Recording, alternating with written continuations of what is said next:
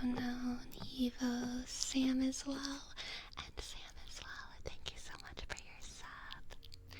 First sub of the night. Hello. Thank you, thank you, thank you, thank you. S A sh k M click O underscore sk I dot S sh k underscore W E L L. Yes, beanbag. It is a lovely day for a beanbag stream. Another guppy stream. How are you doing? I'm doing great, Jose. I've had a very, very, very productive week, honestly. I've been feeling very productive. And I want to keep being productive. I'm feeling good. I'm feeling very good.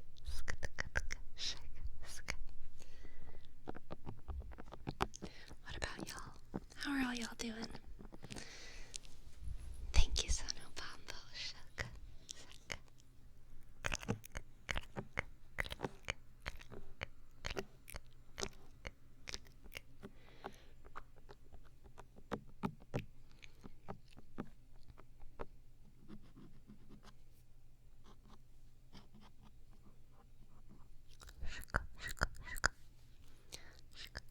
Trying my best to be productive as well. I have felt so satisfied with myself this week because every single day I'm just checking everything off of my click to-do list. Is there an echo? Everyone, listen close with your listening ears. Is there an echo? Okay.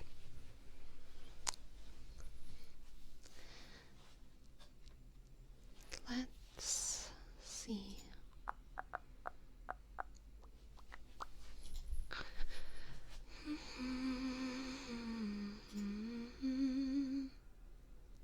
Slight delay.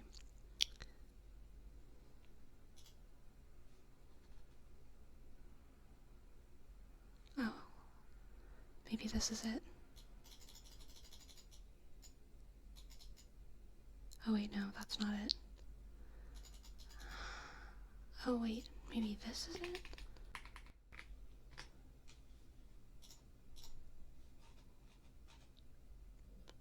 Not that. Testing, testing, testing. Is this any better at all? Testing? No better.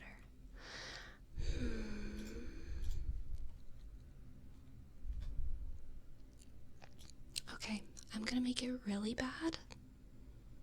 And then we're gonna like do it like when we tune our instruments, okay? Troubleshooting time. Now it should be like really bad. There should be like a significant echo. Yeah? Is there a significant echo? Echo, echo, echo. Okay, cool.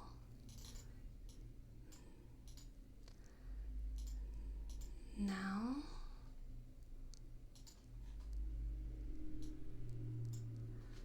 let's try.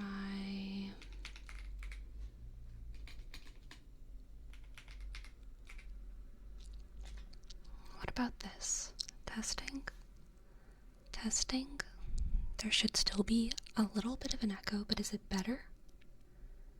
Is it perfect? Is it perfect? Not perfect, okay? Now y'all are gonna need to tell me if it's better or worse, alright? When I go here. Better or worse? Better or worse? Better or worse? Right here. Testing, testing. A little better, okay.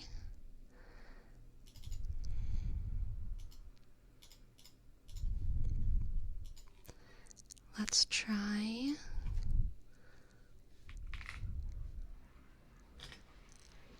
Better or worse? Better or worse? Better or worse? Worse, okay. Okay. Thank you all for participating in this with me. Better or worse? Better or worse? Even worse?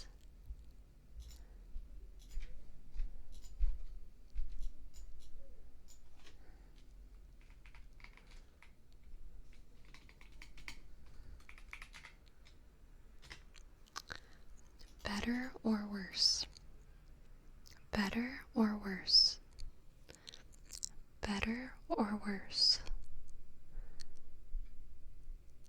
Better. Better. Okay, now.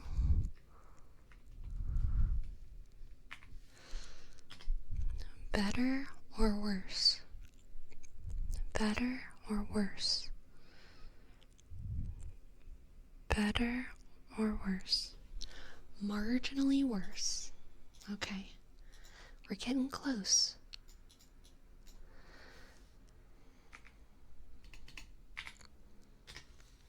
Better or worse? Better or worse? Test. Test. Test. Test. Same.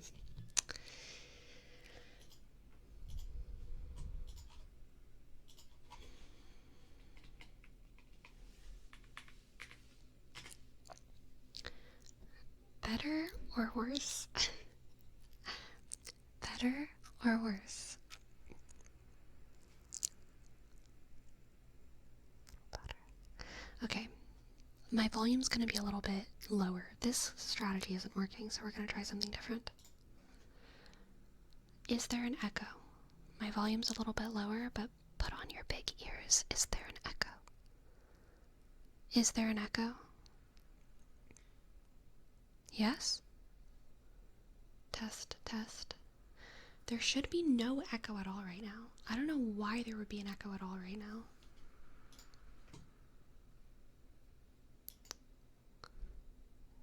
There's no echo?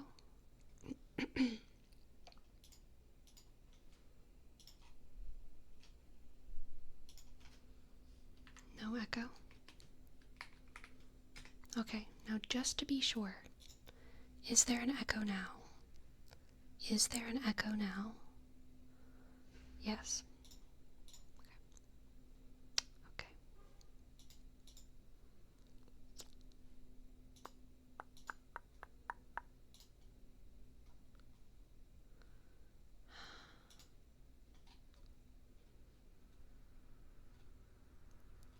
Just a second.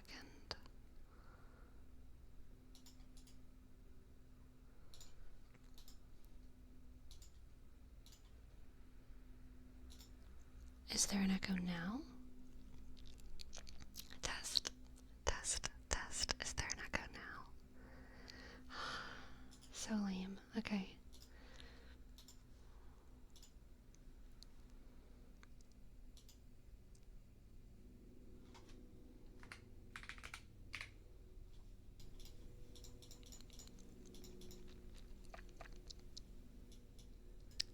Is there an echo now? Test.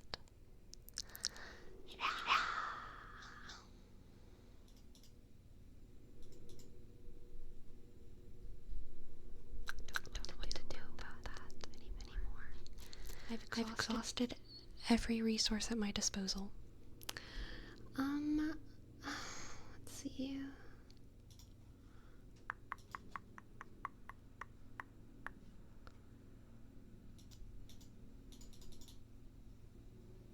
Test. Am I getting louder right now? Test. Am I loud right now? Am I an appropriate volume? Be for real with me. Am I appropriately loud, or am I like not loud enough or too loud? Okay. Thank you guys. Thank you guys. Us correct Thank you for your sub. A, click, click.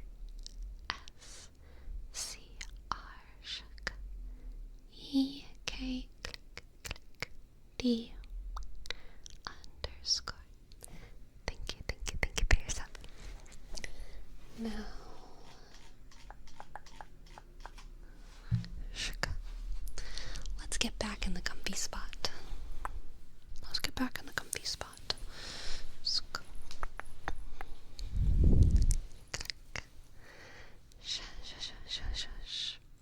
I know, Jerome. I feel bad for you too.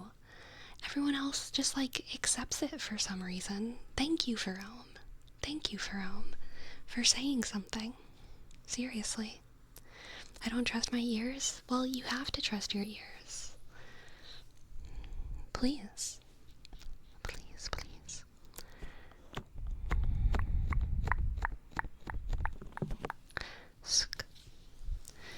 I was looking to see if I had another tab open with your stream before saying anything. Very good of you. What was the fix? So usually to get my, what is this called? 3DO loud enough, I actually put the 3DO in as an audio input twice. Because when the audio is maxed out on my audio mixer, it's not loud enough. On my Zoom, it is loud enough. So whenever I put in my 3DO, there's two 3DO audio inputs. There are settings for if your two different audios are delayed from one another. I had them set to be identical, but they've gotten unsynced before because of different amounts of lag for whatever reason. So whenever I was tuning it, I was basically unsyncing them in the technical sense with the hope that that would actually sync them in the practical sense. But it was never getting synced. I adjusted above, adjusted below, and we couldn't get it perfect. So then I just deleted it and started trying to find different ways to increase the volume, which I did find a different way to increase the volume. So that was what happened.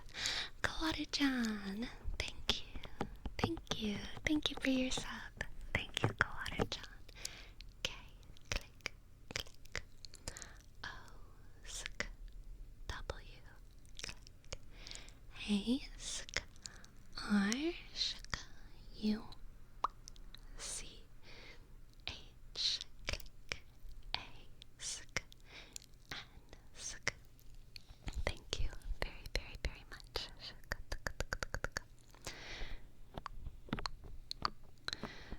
Oh, it's Noctu. That's super fair.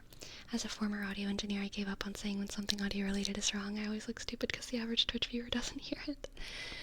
I will say ASMR Twitch viewers seem to be particularly cognizant, aware of audio issues. Almost like they're looking for audio issues. It's almost as if they really like telling streamers that their headphones are really fancy and they can hear the tiniest little things.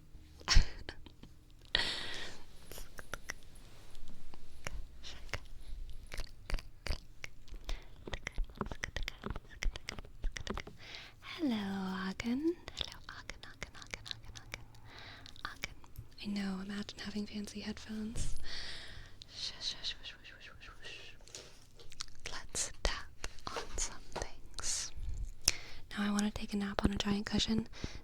I've been napping on this thing so often, y'all. It's so nice. So nice to have it's so nice to have a really good nap spot that isn't my bed. You know what I mean? Has Gracie learned that it's a cuddle spot? Definitely. Shik.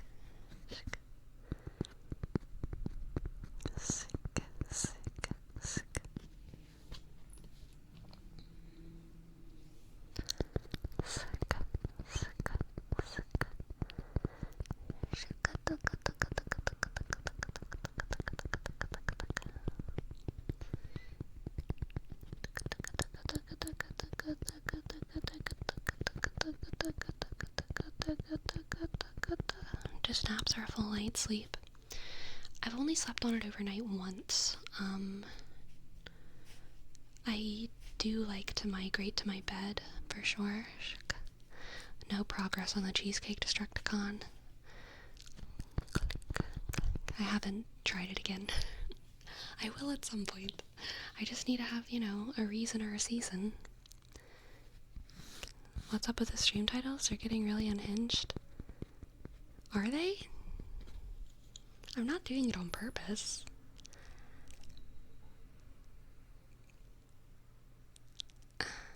I just think of something and title it. I feel like they've always been slightly unhinged. Thank you, KFC. Thank you.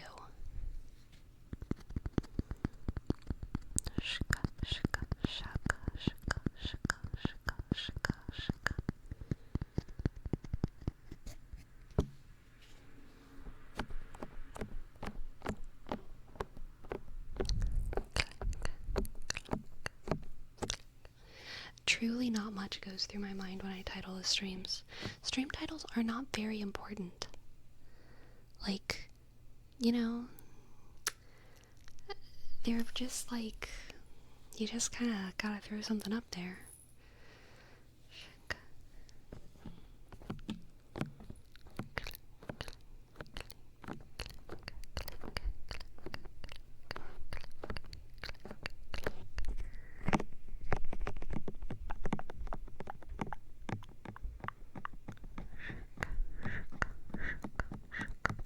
It is a little tiara. I've worn it at least once before. I like wearing it whenever I wear my purple shirt because I don't know if y'all can tell, but it's purple. And, I don't own many purple things, so whenever I wear purple, I have to get all of my purple things, and throw them together.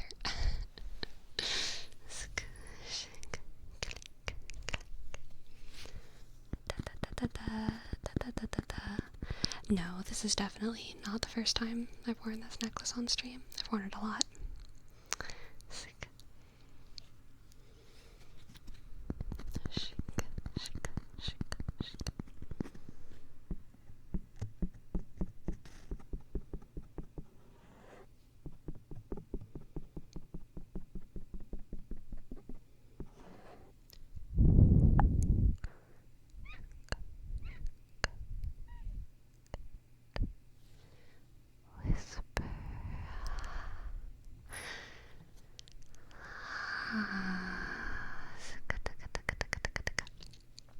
Last night, or yesterday really, I had a really, really relaxing day, because I finished a lot of my work earlier in the week this week, and the afternoon I just had completely free, and that's pretty rare for me. Like, usually even if I have something mostly free, I'll I don't know, end up having a random errand in the evening, or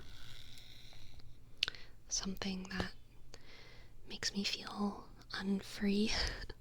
But I didn't have that yesterday.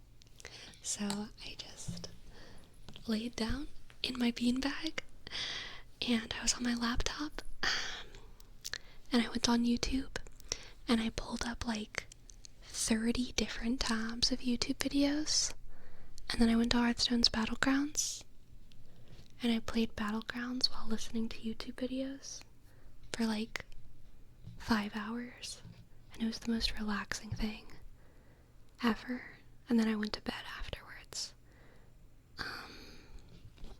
Actually, it wasn't 5 hours. I think it was only like 2 hours, but it felt like a really long time, and it was so nice. I guess the last hour, I think I did that for 2 hours, and then there was 1 hour after that where I was just watching ASMR videos and relaxing, and then I went to bed. Did you gain MMR? A little bit. I gained about 120 overall MMR. Was it those 5 hours that feel like only 2 hours? No, it was actually more like 3 hours of relaxing total. I mean, I guess before that I was chill. I was just like, I wasn't in the beanbag. I was like eating and cleaning for a while. Not at the same time, but that was also part of my relaxing afternoon. I ate, I cleaned, I conquered. Shaka, shaka, shaka, shaka. Has the Battlegrounds meta changed since we last talked about it?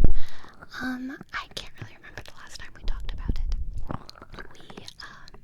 A new season started pretty recently.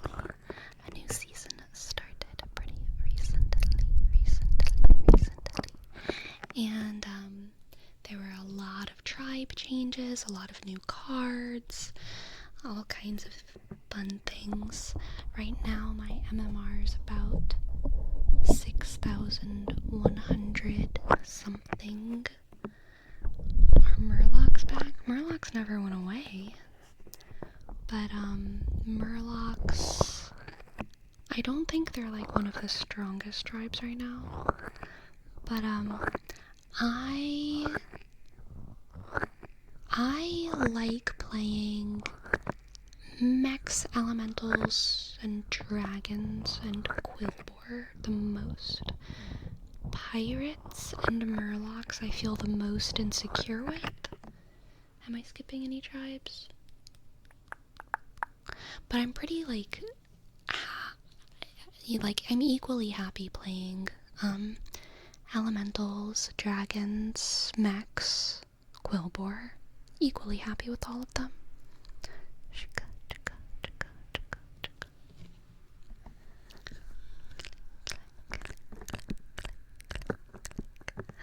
Oh, TD Toucan, thank you. Thank you for your sub.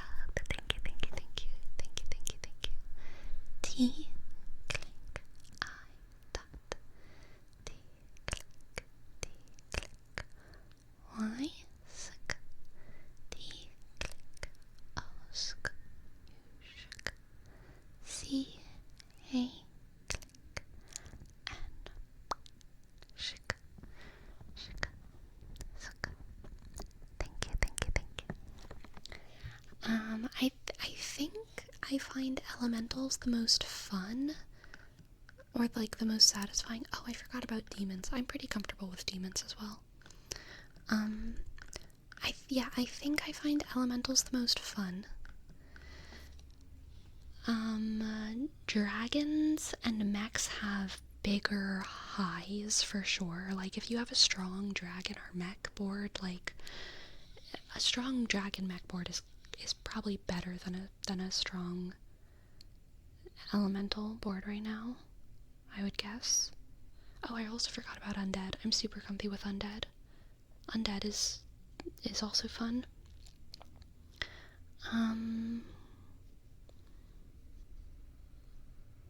But I think elementals and undead are both very fun. I think elementals is still more fun than undead for me. I think the reason that elementals is fun for me is, oh, I also forgot about Naga. I'm comfortable with Naga, but I feel like they're not as good as they are this season. Or sorry, I feel like they're not as good this season as they were in previous ones. Can you still get the huge armor gain combo? This is not a Battlegrounds question. No. It sounds like you're talking about standard Hearthstone right now. And it is irrelevant to me, okay?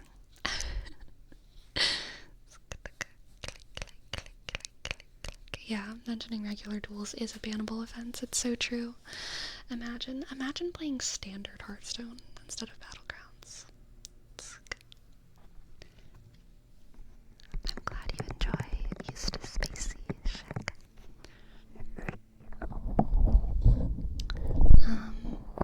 I like elementals because there's very, very good low tier cards, and it's very satisfying to just get the, what's it called?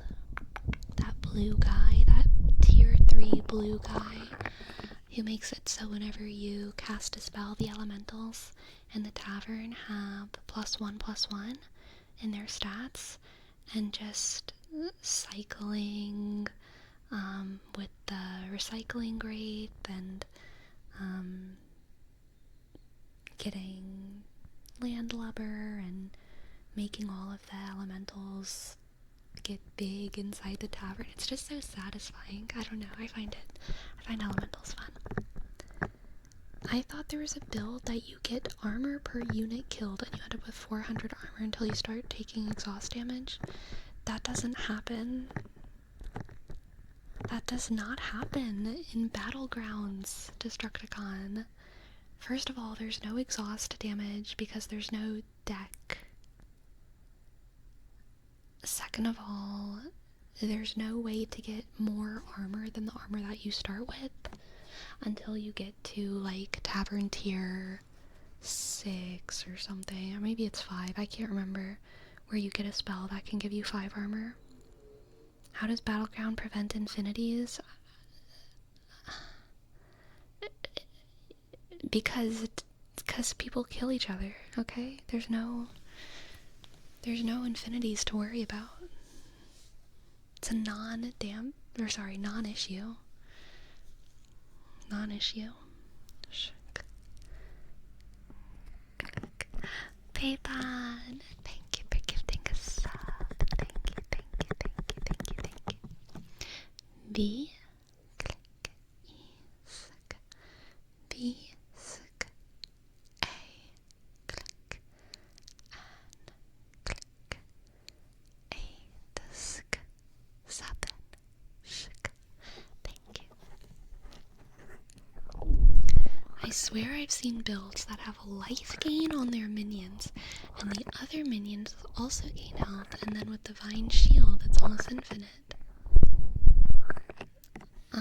Not in Battlegrounds. I feel like you're confused at this point, Destructicon. I feel like you're just confused.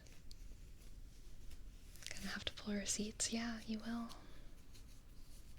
You will. Shick.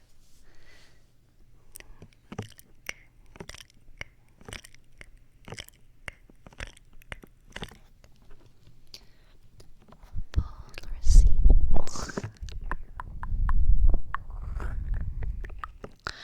Oh, I remember my big thought of, it's not that big. I don't know why I started it like that. I remember my medium thought of the day that I wanted to talk with y'all about. React content. I'm like pro React content. I don't think there's anything wrong with React content as long as there's an effort made to credit the original thing that you're reacting to. I was watching The Right Opinion, old school classic YouTube commentary. Destructicon, he released a video this week going over Sniper Wolf's entire history. It's got to be sufficiently transformative. I don't even think that. I don't even think it has to be transformative. I know, crazy. I just think credit needs to be given. Yeah, Sniper Wolf does suck, but the reason that I'm okay with React content is because the problem is that they do not credit the OG video. I agree with that. I believe it's a problem that they don't credit the OG video. And I also believe that even if they don't credit the OG video, it's not always their fault. Sometimes it's a symptom of the internet being giant and confusing. Obviously, you should try, and like, it's pretty clear when people don't even try at all to find the original creator of something. But like, especially if you're reacting to like memes or like cat videos, or like, it can be really, really hard to find the original thing. You know what I mean? Exactly, Patsy. Like reacting to a TikTok compilation where the original is inside something else and lost. Exactly. Reacting to a TikTok compilation, and in the TikTok compilation,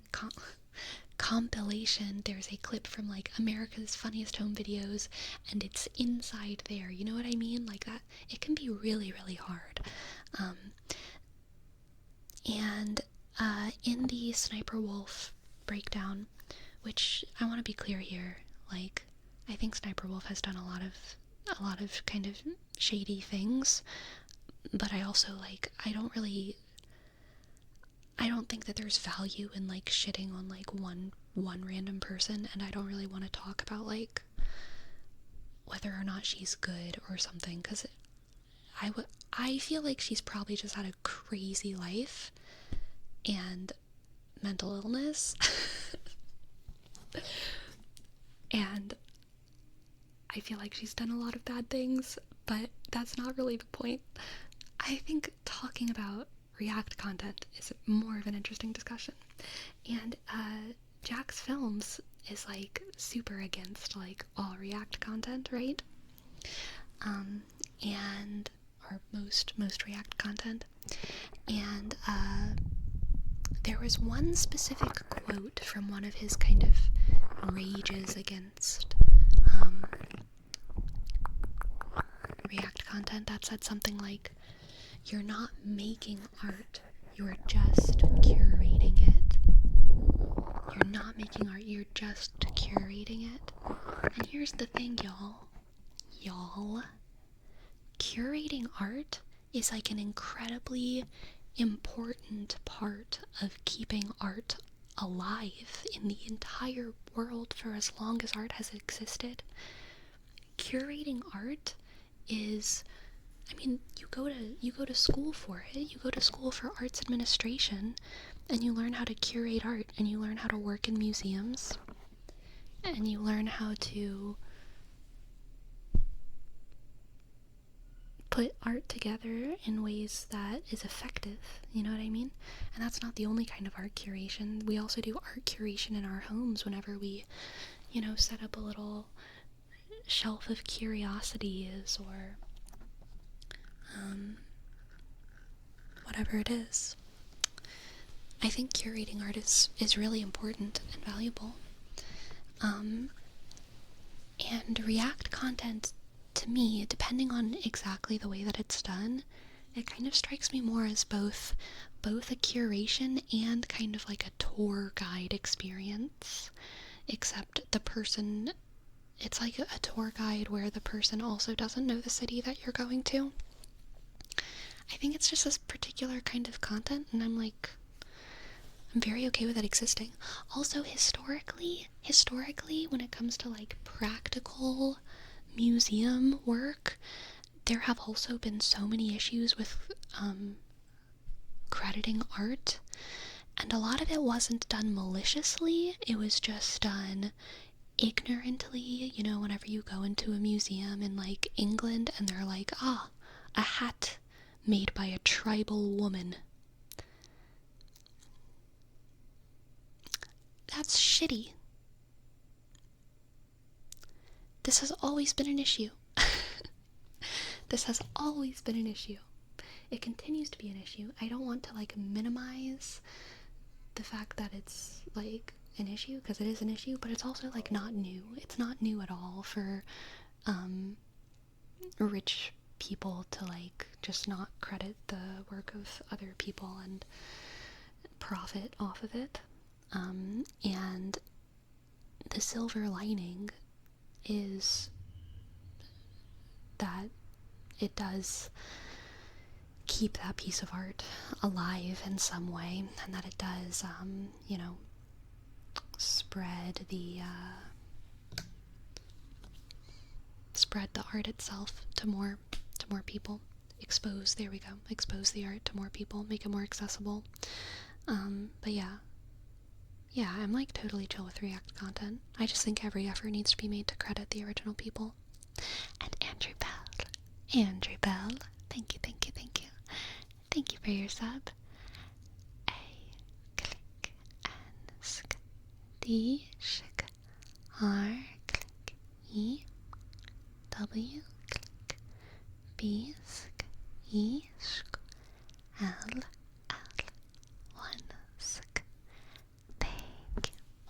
thank you for your sub. Shaka. Click. Thank you. How would you feel if someone was reacting to your videos every time you posted one? Viewers may watch the reaction video instead of your own. I get that if a big content creator reacts to a medium smaller creator's content, there's a huge boost in exposure, but that only works if they do it every so often. If they do it all the time, they kind of take away from that viewership, even if credited. Yeah, if it was every single video, I'd probably be pretty annoyed by it. Yeah, that's true. Tied into that, I was watching a video on the Pacific Northwest and its weirdness reputation, and part of that was that many of the popular media that takes place in the Pacific Northwest curate and borrow art from local tribes, but don't always do the due diligence of crediting the artists. Half the time they don't even call them the right thing. The fact that people weren't familiar with tribal art added to the folklore mystery of the region. That doesn't surprise me at all. Yeah. What if Sleeps talks like this all the time? Like what? Like what? Softly? I don't. Shaka. Hello, Mystic Wolf Ruby. Welcome to the chat. Welcome. I will say though, Eustace, there have been times in my life, especially because oh gosh. Talking like this is so sustainable for me and it's so comfortable. I get no vocal fatigue whenever I talk like this, but sometimes when I'm with my family or when I'm out in the world having to talk over fans and crowds and blah blah blah blah blah, and I do it instinctively. Oh, the voice when reading the From comment. I don't even remember what voice I did. Funny. I do it instinctively. I talk so that I talk at the volume that I need to be heard at. And I get so much vocal fatigue. And then some homeschooled kid comes in the room. It's always homeschooled kids. I'm so envious of them for this reason. They come into the friend group or whatever, and they start talking at this volume, and everyone gets quiet and listens. Because you have to strain to listen to the homeschooled kids. And I get so jealous. I get so jealous that they have the instinct of talking quietly, where I have the instinct of talking as loud as I need to be heard.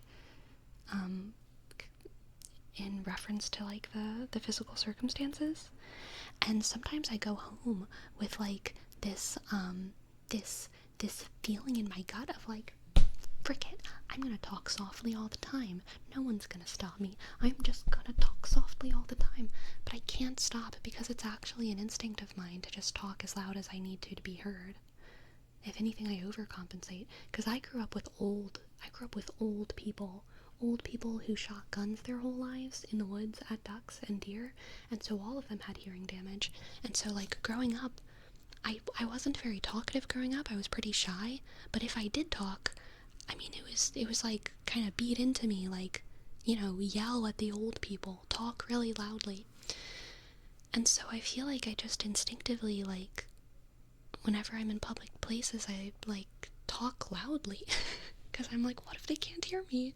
I'm trying to be courteous and talk loud. But I don't do it consciously, it's subconscious. But I wish I didn't. I wish I just talked at this volume all the time and that everyone just listened.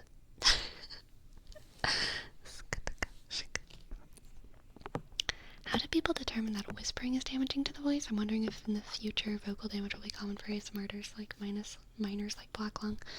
Whispering is bad for the voice because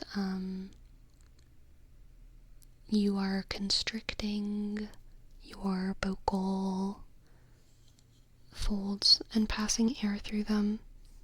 I don't know. Basically, that's a bad answer. But it has to do with how you're passing air through your voice without and you're squeezing it.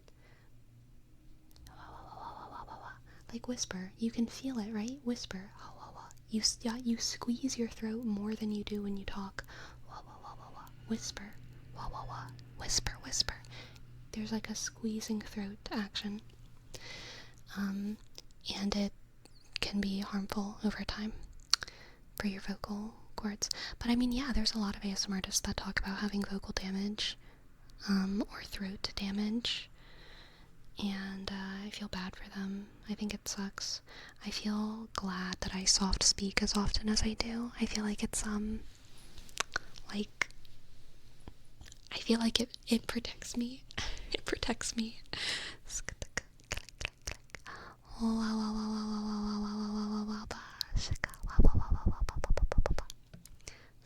I'm whispering to my dogs now. Yeah, I'm sure.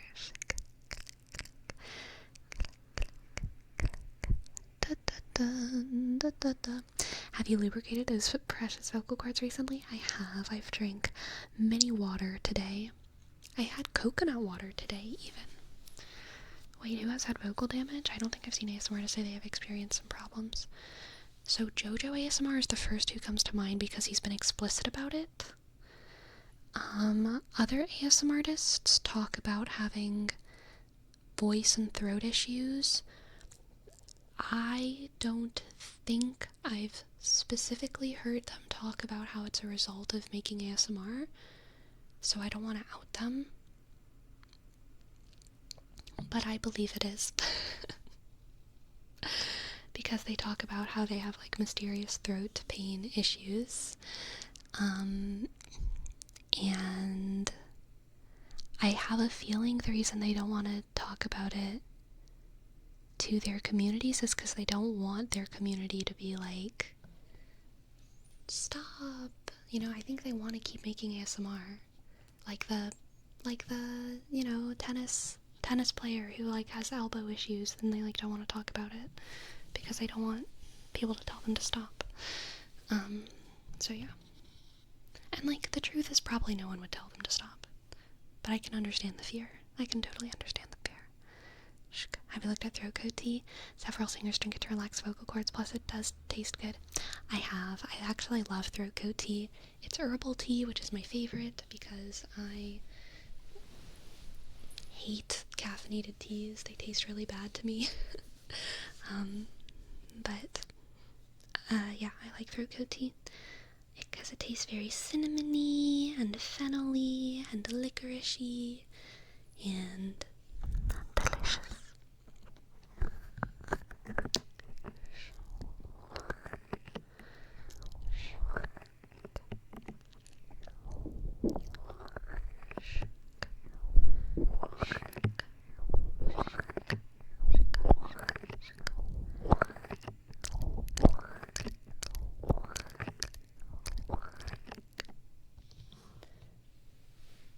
Fentanyl. Did I say fentanyl? I hope not. I meant fennel-y, but I don't remember what I've said.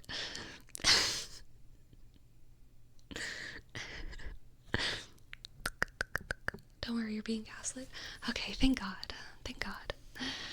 I love a good gaslight in jest.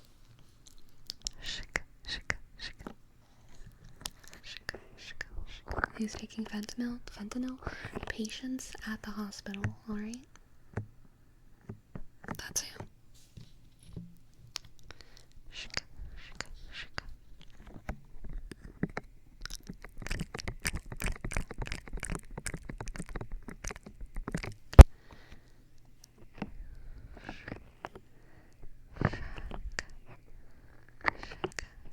Ah, thank you, Agan, for that beautiful evolutionary psychology moment.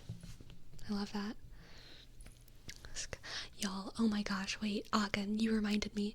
I listened to another Ellen Fisher podcast this week. I love Ellen Fisher. I have a feeling I disagree with her on a lot, but I love her vibes. I love her vibes. She has great vibes, and she seems very nice. She seems like genuinely kind, you know? I don't always think that politeness can like make up for someone's like terribleness, but sometimes I think that it goes deeper than politeness, and sometimes very, very, very, very good people can just, like, you know, be people who I disagree with on some select topics, but I think that they're still very good. And I think Ellen Fisher's one of those people. I think she's like an excellent person who I probably disagree with on some select points. But anyway, she had a podcast episode where she was interviewing a older woman who wrote a book called The Queen's Code. And The Queen's Code is a book for women, mostly wives, on how to communicate with their husbands. And it's basically like men's psychology for women, okay? And always those things are going to, like, fall short in a number of ways, because, like, there's just too much variety in men and women, you know what I mean? There's just too much. And there was one specific point that started off so good, and it was like, don't interrupt your husband, because as women, whenever we talk in conversations, we constantly interrupt each other. We can talk at the same time. It's part of our, like, female brains, which is, like, I don't know how much it has to do with biology. I literally just don't know. But I do know that socially that is the case with my experience in the world. That, like, whenever I'm with a group of women, we are constantly talking over each other and interjecting and going on tangents and, like, saying, yeah, oh my gosh, so true, yes, slay queen, oh my god, I can't believe that, interrupting each other constantly. And then, anecdotally, in my experience, guys do that a little bit less, but there are specific guys in my memory who I know, who are exceptions to that rule. They want the little interjecting, oh my god, slay queen, what happened next, I can't believe it, they want that. So, like, obviously it's not all men who don't want to be interrupted, it's just, like, some who are socialized in a specific way. And I think probably more men are socialized in that way than women. Probably. But anyway, it's also, like, relatively cultural from what I understand, right? Like, I know that a lot of people from other cultures talk over each other more, and then I know that some cultures that are a little bit more, like, polite, like, really, you know, give it a pause after you finish talking. It's a consistently cited difference between Canadians and Americans, is that Americans kind of jump on each other's sentences, and Canadians really, like, wait, talk. So it's probably mostly cultural, but anyway, the note from this book author was originally just, like, don't interrupt your husband when he's speaking, which, like, fine, I can get behind that. Like, also don't interrupt your wife, also don't interrupt your children. It's probably good to not interrupt people. Fine, especially if they don't like to be interrupted. But then it expanded to, like, don't interrupt him when he's talking. Whenever he's finished talking, wait 30 seconds before saying anything. And then, another note, also don't ask your husband questions, because as women, we love to be asked questions about how our day was and what happened, but men feel interrogated if you ask them how they are. This is something I don't even believe is true, but this is what she claims. Don't ask men questions. Don't interrupt them when they speak. And then it was expanded to, don't interrupt him when he's doing anything. If he's doing something, wait until it's a good time. Wait until he's finished to, like, talk to him at all. So the more it went on, it was just like, oh my god, just, like, don't talk to your husband. Like, just stay silent in the household, you woman. If you're a woman, just shut up. And it got increasingly uncomfortable. So basically just talk on command, otherwise stay silent. Kind of. But it was confusing because the message was delivered with such love. Like, she doesn't seem like a angry woman or whatever, and she's also older. It's just like really difficult for me to like not like old people. I feel like some people are the opposite of that, but like I just feel like old people have so much love inside of them. It's like 30-year-olds who I assume are like maybe evil. Like 30-year-old, like, I don't know, there's like more potential for evil to me in like a 30-year-old than a 90-year-old. She's not 90, she's probably like 70 or something, 65 maybe. That doesn't really matter though. Are we sure the book isn't 50, 60 years old? The book is new. So this is a very popular book with boomers. No, it's a popular book with younger women. The book is called The Queen's Code. The Queen's Code. And, I mean, it seems like it's helping people. But also, it seems like it could lead to dysfunction to me. You know what I mean? I guess that's what worked for her. I know, CEO. And like, also, like, I understand where everything's coming from. I understand where everything's coming from. Is it the tradwife sphere? Probably tradwife sphere. Like, women biologically are a little bit more like communication oriented, maybe. And at the end of the day, it is like evolutionary psychology stuff, which I don't think is all BS, but I do think it's like we just don't really know enough about it, and so much of it is cultural than biological, and like, we should probably just all be nice to each other. You can be evil at any age, so true. But evil people probably end up in jail or dead before they get old. Oh my god, so true. Wow. You've just given me such a good argument. Thank you. Welcome to the chat. Welcome. Shit. Evolutionarily, women are accustomed to being quiet and submissive. It didn't go that way, at least. I will say that, like, most of the stuff she was talking about with women was centered around female empowerment. It was also just kind of centered around, like, how to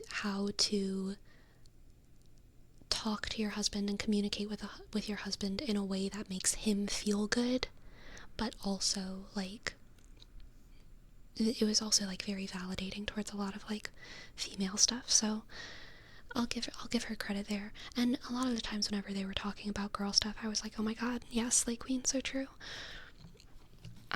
Talking about, like, how girls talk to one another and how girls kind of operate in space and, like, blah blah blah. But also, I would never assume that was a thing that all girls did. I just feel like, yeah, that is a thing that I do. They were talking about how, like, it was interesting the way she talked about testosterone, because whenever I hear most academics talk about testosterone, they always kind of focus on something like strength or leadership or aggression or energy, maybe. But the way that she talked about testosterone, she didn't talk about any of those things. She talked about how the effect of testosterone is focus, and about how whenever people are men and they have a lot of testosterone, it just makes them much more focused, whereas, like, people who have more estrogen in their bodies and less testosterone have what she called more diffused attention. So we kind of, us estrogen beings, have the proclivity for, like, bouncing around to different tasks, doing a little bit of this, doing a little bit of that, doing a little bit of that, having conversations, and kind of, like, tangential, misdirected ways. We can work on multiple things at once, whereas more testosterone heavy beings kind of have like a list of things that happen in an order, and they must do one and complete it, and then do the next and complete it, and then do the next and complete it. I don't know if that's true for men at all. I don't know if that's a testosterone thing. A lot of the men that I know have ADHD, so like, I mean, maybe that's what's going on in their goals, but it's certainly not actually happening, so like, I have no idea. But as an estrogen being, I do agree that that is how I operate in space. I do like to kind of do a lot of things at once and bounce around and blah blah blah blah blah. A testosterone heavy being. Yeah, so true.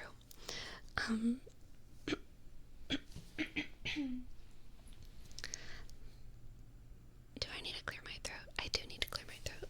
I'm just gonna cover your ears for a second, okay?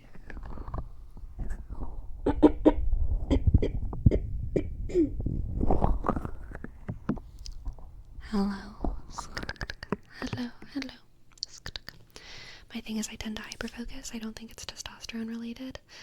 Yeah, I mean, I don't know.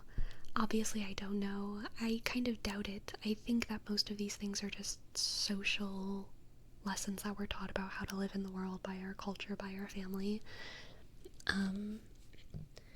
But it was interesting that that was kind of the main driving force that she attributed gender differences to, is that men are more focused and that women have more diffused attention. It wasn't anything about strength or leadership or emotions or anything like that. So in some ways, like, I thought that she had some interesting and even like progressive ideals. Is it okay to have ADHD? What a good question.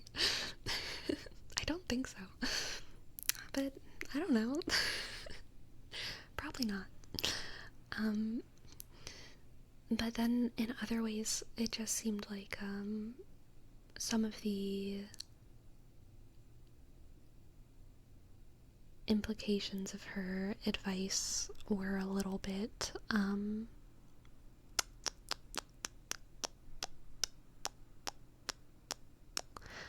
sad. Like, whatever man she's talking about in her books, which is all men, but also not all men, but like most men, whatever, like, I don't want to be with them. You know what I mean? Like, I just hope that that's not most men. Because I need a man who can handle a slay queen interjection every now and then. You know what I mean? You know what I mean? You don't want to wait 30 seconds before you can talk? Not really. And I also like, you know, I just like talking. I really do like talking. A little bit too general, and to be honest, it's kind of teaching women how to be submissive, and I kind of hate that idea. I know.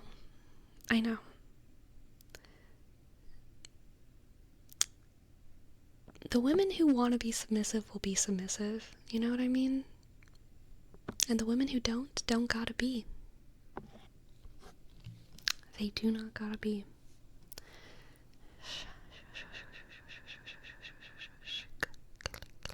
Exactly. For me, my wife doesn't talk to me and she's right there. If my wife doesn't talk to me and she's right there, I'd be like, why isn't she talking to me? Did I do something wrong? Please talk to me, girl. I try my best to focus and pay attention at the same time. Yeah.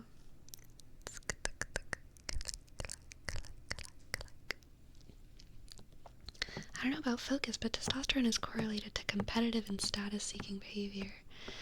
Yeah. Honestly, this is what's wrong with society. They all want to talk and stare at each other's eyes for a minute before saying another word. Yep.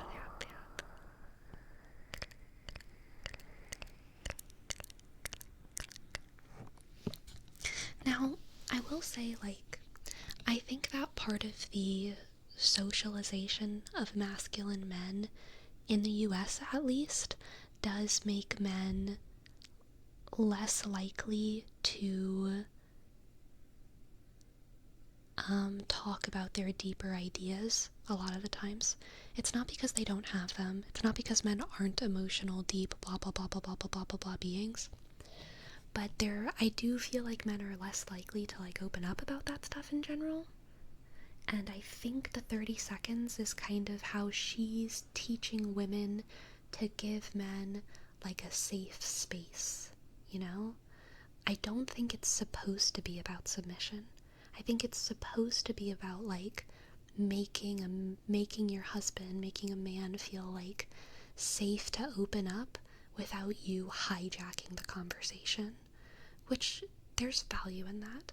And I think, like, if you're with someone who needs that time to open up, whether they're a man or a woman, then you should be cognizant of that and, like, give them as much time as they need. But yeah, I don't know. I feel like it's not a gender thing.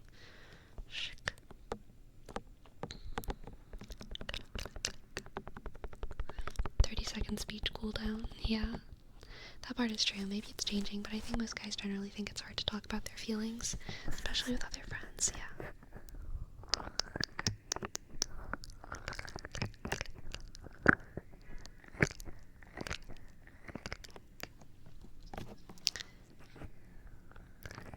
Like, men will talk about deep things if they feel smart about it. You know what I mean? Like, men will be like, yes, I have this emotional, philosophical take, you know? I have this big important idea that's smart, and they are usually somewhat eager to talk about that if they're, like, the type who has, like, biggie think ideas. But, like, in my experience, men are much less likely to be, like, kind of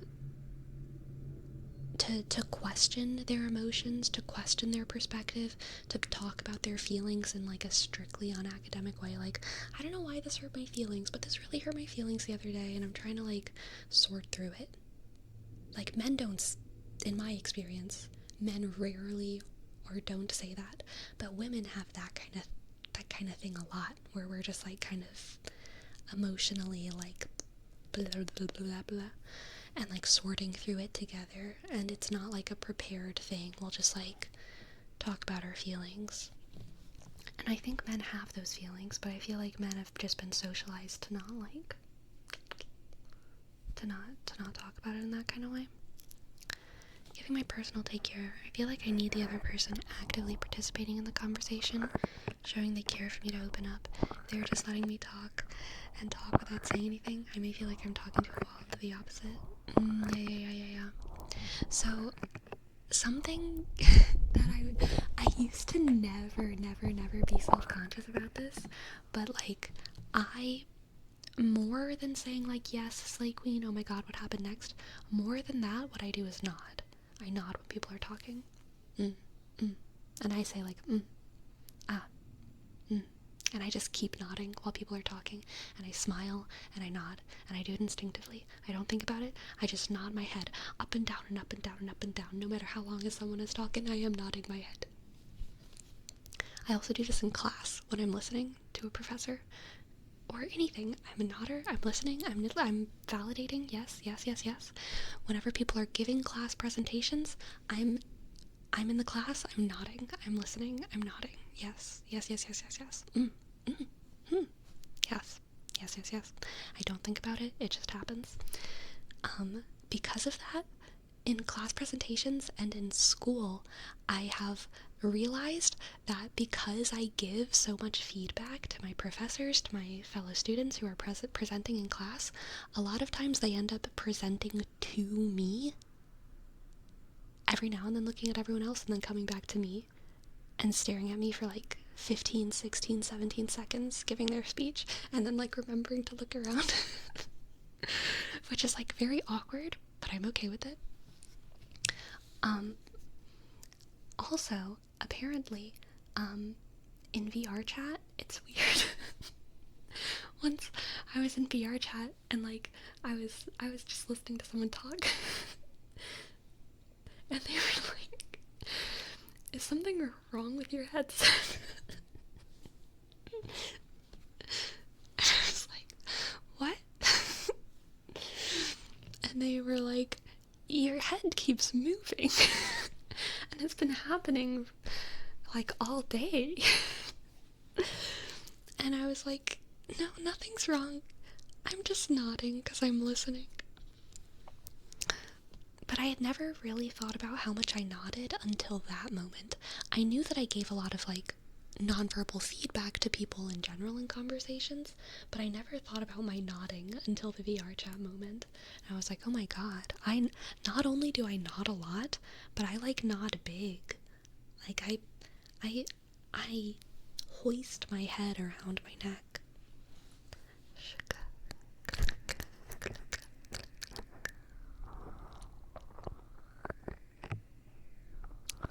Sleepy's pulling during conversations. Yep. You're saying that in classes you look like a bobblehead. I hope not. But I don't know. There's no mirrors in classrooms.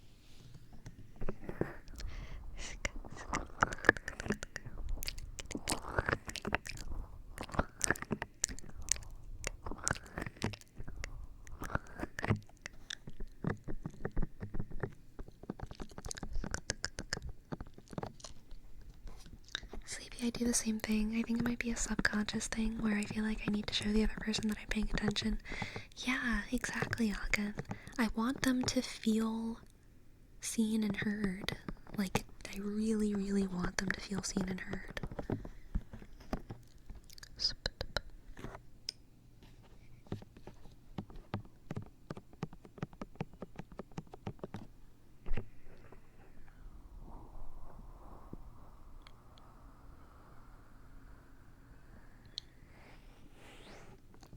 It also happened in, once I was at like a group therapy thing, and we had to do a compliment circle.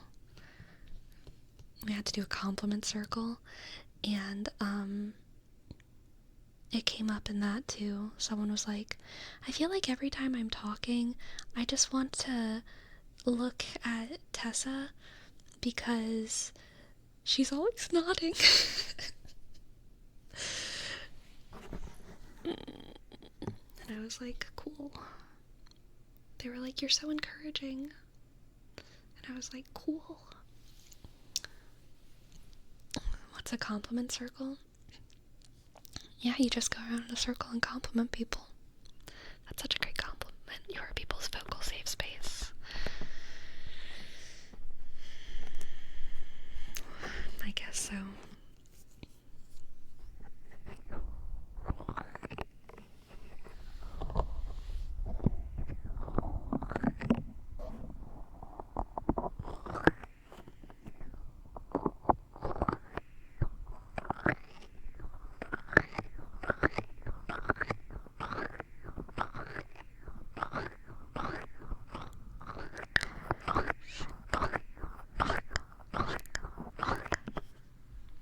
You can't tell, but I'm nodding as you speak. Good.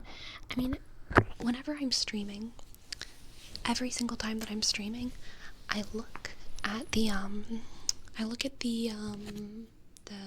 view counter, and I see, oh, okay, there's that many people, and then I picture exactly that amount of people in my head, and then whenever I'm talking, I imagine them all nodding in unison, like me's on the Wii, to every single thing that I say. Every single thing, no matter what. I think it's good for my mental health, actually. Are we nodding in sync? Oh, you betcha. You betcha.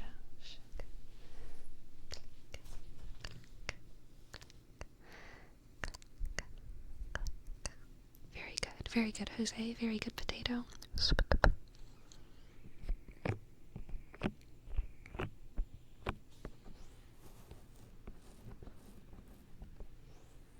I see you have my meekles. Yes.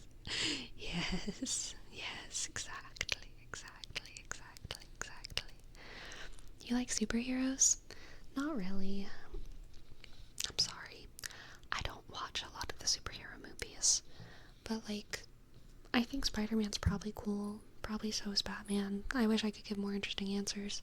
I've watched The Boys. I thought The Boys was, like, very fun, but that's basically the only, like, superhero thing I've really watched and enjoyed.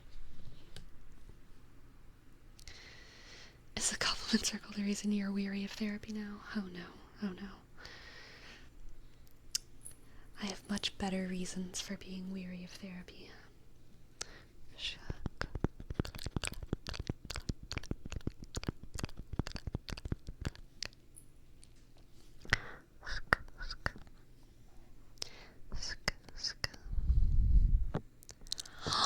Is that true, Rel? Oh my god.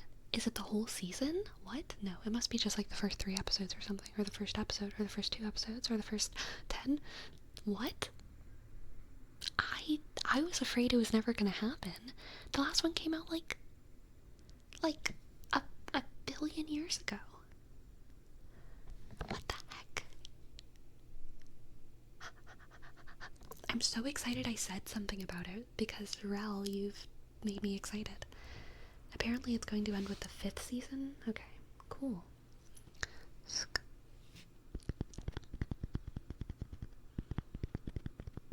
Dude, I, like, really enjoyed The Boys. I thought it was a good show. I think it is a good show. I'm looking forward to seeing what happens. I'll probably have to, like, rewatch some of the previous season because I don't remember a lot.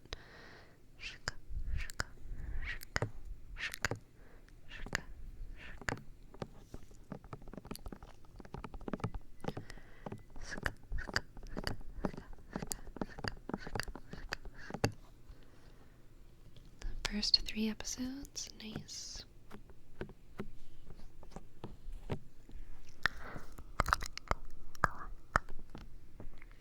I'm in a rage and trying to calm down right now. Okay, everyone who has anger issues, let's tense up our whole bodies. Tense, tense, tense, tense, tense, tense, tense, tense, tense, tense, tense. Every muscle that you can think of in your face, in your arms, in your throat, in your core, in your legs, in your feet. Tense, tense, tense, tense, tense, tense, tense, tense, tense, tense, tense, tense, tense. And then relax.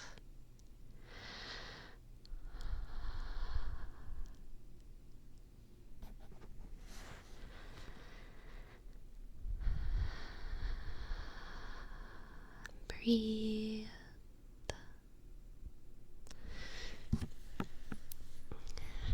And just like chill up. Not chill up. Chill out. Get up. Chill out. Relax.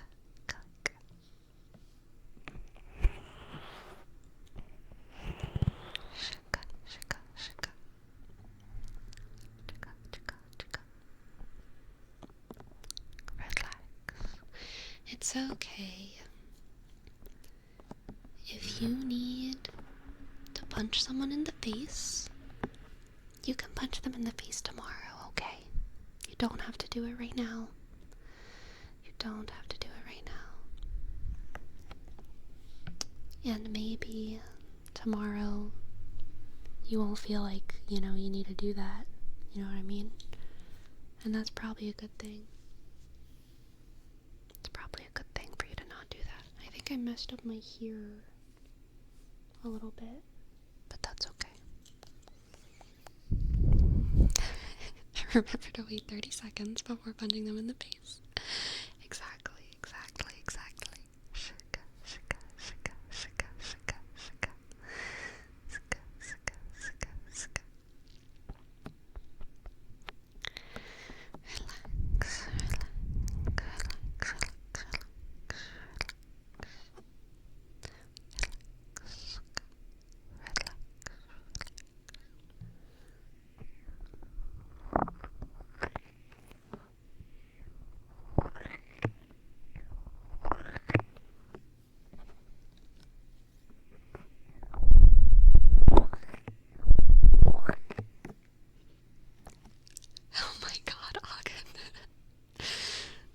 that would be a pretty funny joke. I could not do that the entire stream.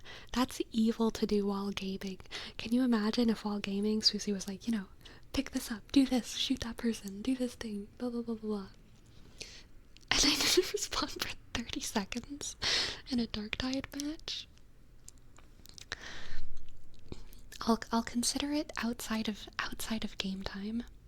In, menu time, run around the ship time. I'll consider it.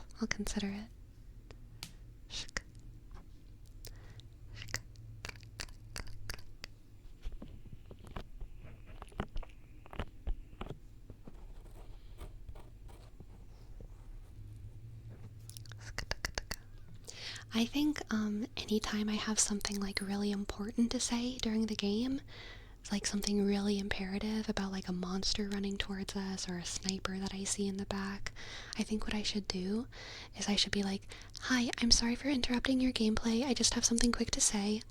There is X, Y, or Z. I think that's what I should do. I'm sorry to interrupt your gameplay, but the thing is that you have to keep track of what he's saying so that anything you say is relevant to what he was talking about 30 seconds ago. I would die. Imagine applying the 30-second rule in a comedy improv setting. It would be funny if there was the context of what we're talking about, you know what I mean? Like, if we had set up the scene talking about the Queen's Code in this book of, like, counting to 30 or whatever after your husband speaks.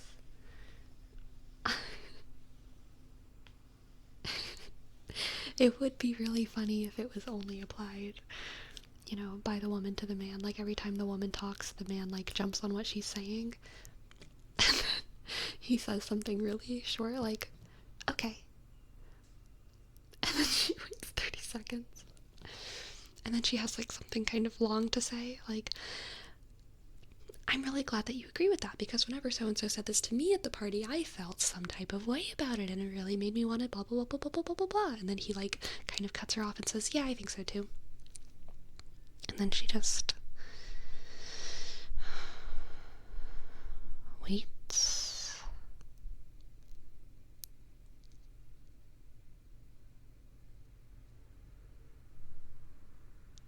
And it keeps going.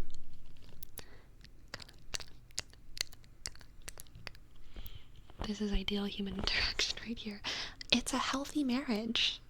It's a healthy, thriving marriage, okay? Thriving marriage.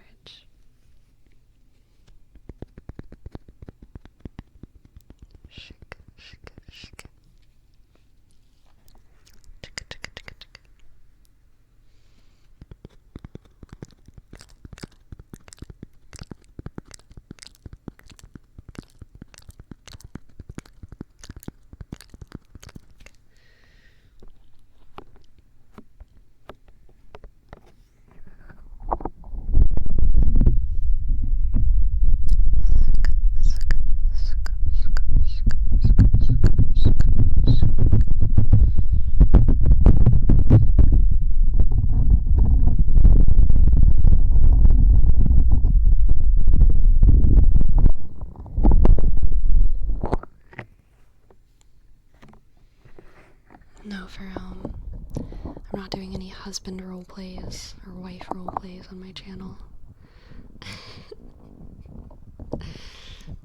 I might one day, but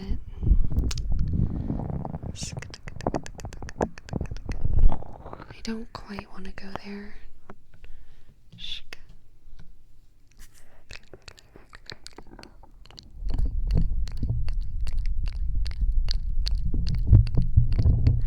Just as a general woman manner. Would be an awfully quiet video on your end. Yeah, I think it'd be a little bit too boring. A little bit too boring for my audience.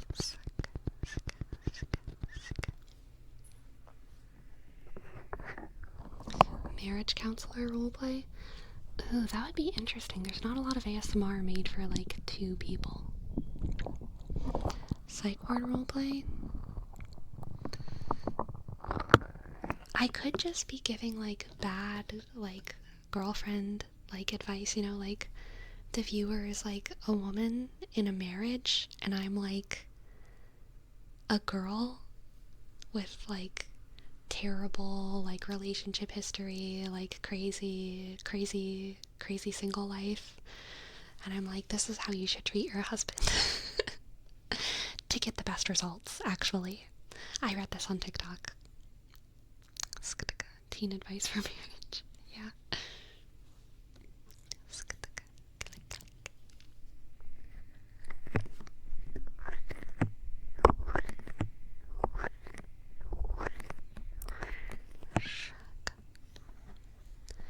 I legit can't calm down. Every time I feel myself becoming less tense, I get more tense and angry instantly. Oh, papa, papa, papa, papa, papa, papa. It's okay. Shh, it's okay. It's okay. It's okay. It's okay. It's okay. It's okay. It's okay. It's okay. It's okay. It's okay. It's okay. It's okay. It's okay. It's okay. It's okay. It's okay.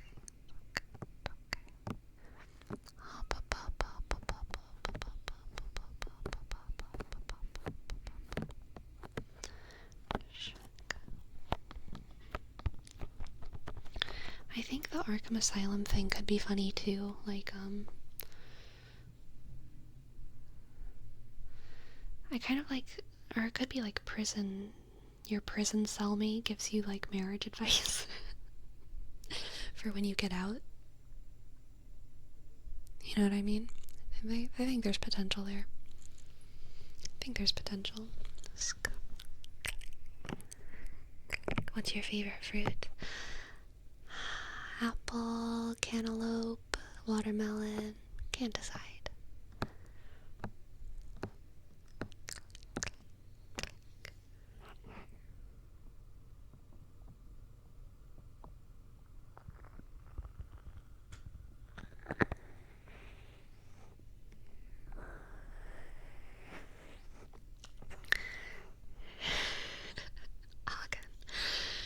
I think you should, Agan Cilio, I think you should make a Jordan Peterson roleplay ASMR TED Talk. I think it's actually your duty on this planet to make a Jordan Peterson roleplay ASMR TED Talk. I think it's your fate. You must.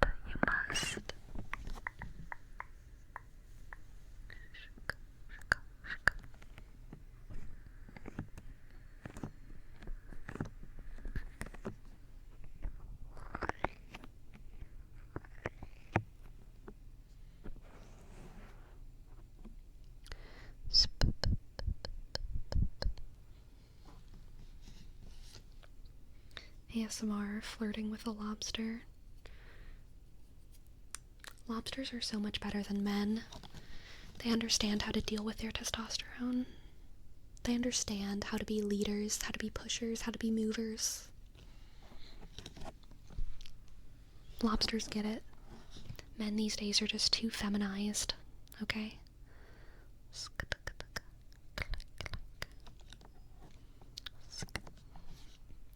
Men these days have too many feelings, okay? I just want a lobster. All roads lead to crab. Exactly, Sebastian. I've never seen a lobster eat tofu.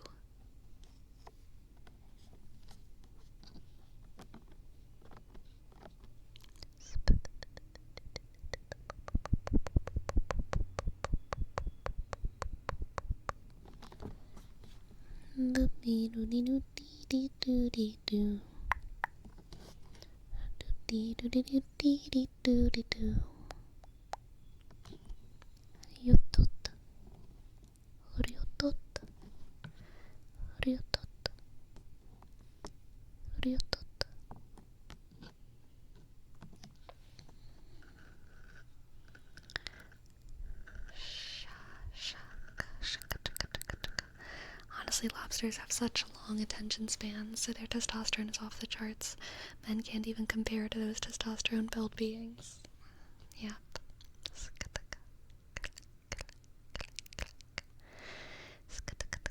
Evolutionarily, lobsters have developed their long cylindrical shape and their deep red color, specifically to attract human females. My name is Jordan Peterson. Welcome to my TED Talk. Yes. Lobsters live forever. You could have to deal with them forever.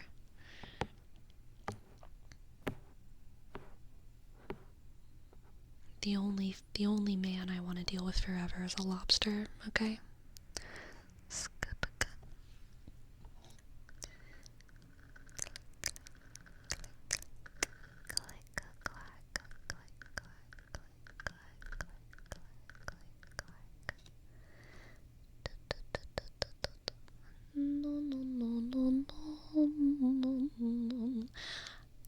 Penguins have no short-term memory?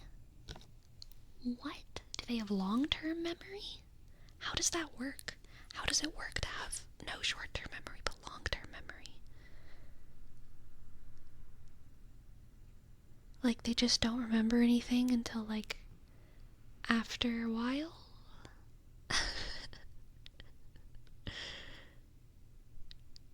Like, they start remembering something, like, 2 weeks after it happened? What?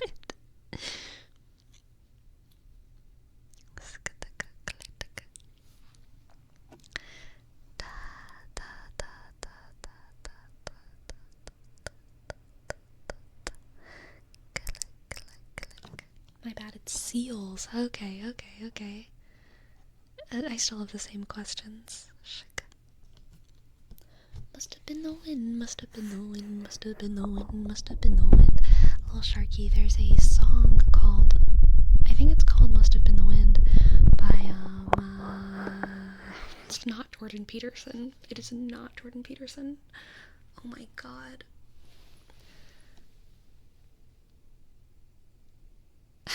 It's not Jordan Peterson. I'm dying on my insides. Whatever. You want help? Yes.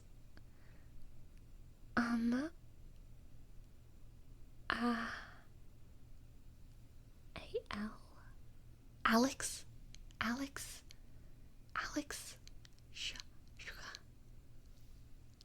Alex? I can't think of his last name. No? Alexander Benjamin. There we go. There was an era of my life, Alec Benjamin. Oh my god. Hilarious. I was loud.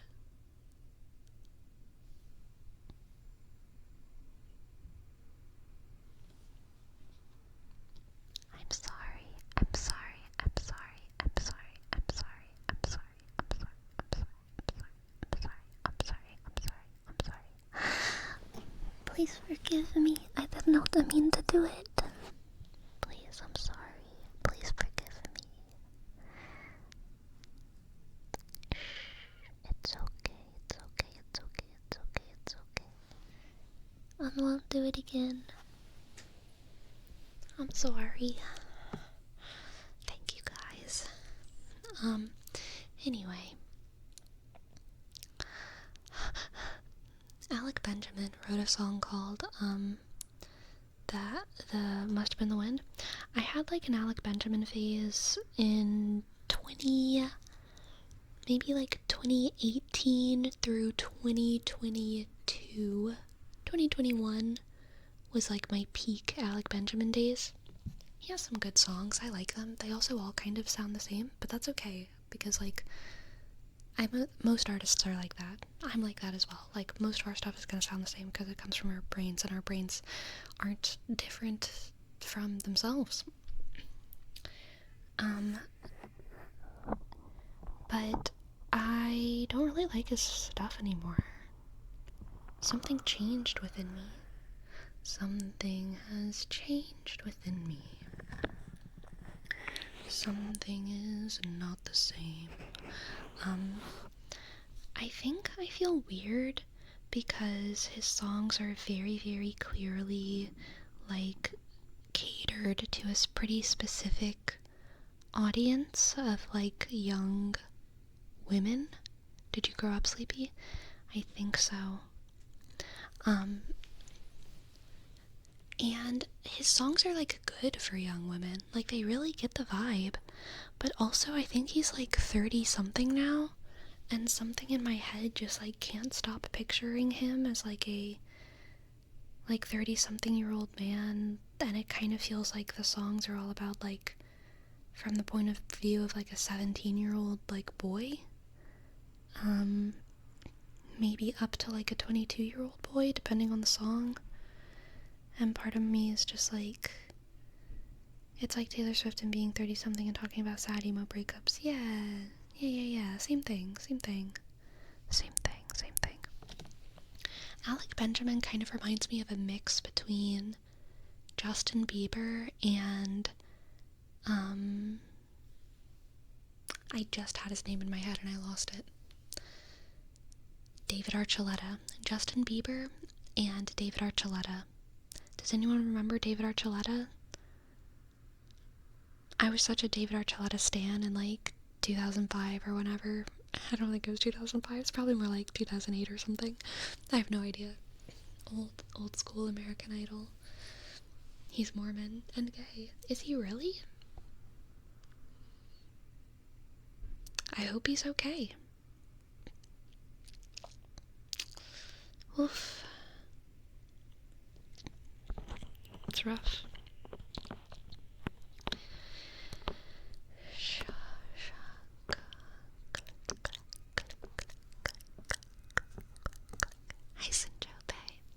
I think the artists with the most staying power are those whose music goes up with its audience, not those who try to cling. Yeah, I kind of feel the same. Like, I just like art. I like music that feels truthful. It's something that I really like about Liana Firestone so far as well. I've been listening to Liana Firestone for like 2 years now, so not that long, but I've listened to a lot of her older songs up to her newer songs, and her older songs are very like kind of boy crazy and like fantasy-ish and like young girl crush, and then she like went through like a pretty like sad breakup like relationship-y phase, but now her songs are more mature. They're dealing with like being older and like self-acceptance and her relationship with her dad and accepting love in a healthy relationship, and yeah, like she's not just writing the same old like, you know, just out of high school girl songs. David Archuleta released an album exclusively in the Philippines? That is so interesting. I wonder why.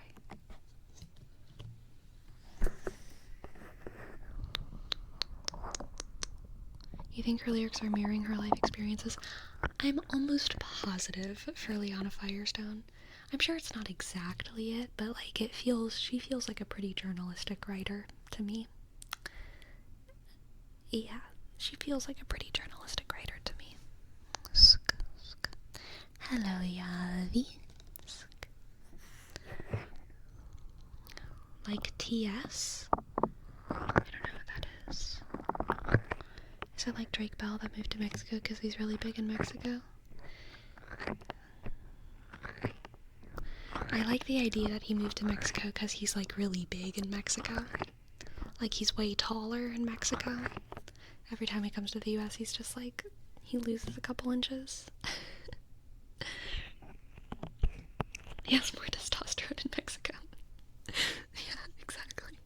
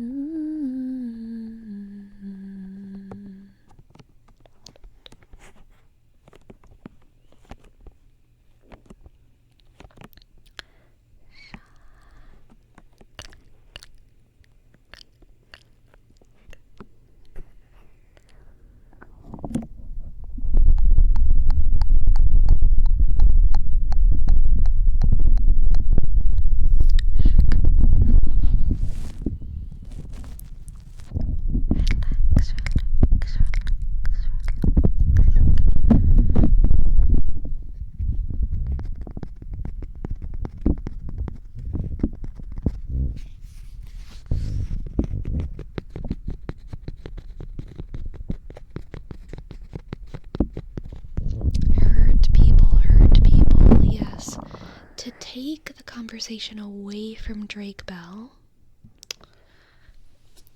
because that's just too sad, frankly. Hurt people hurt people. James Aspie, I'm gonna catch y'all up on the very niche vegan drama, because very few people know about it, but in the vegan circles it's like hilarious how many people know about it. So there's like the big vegan activists,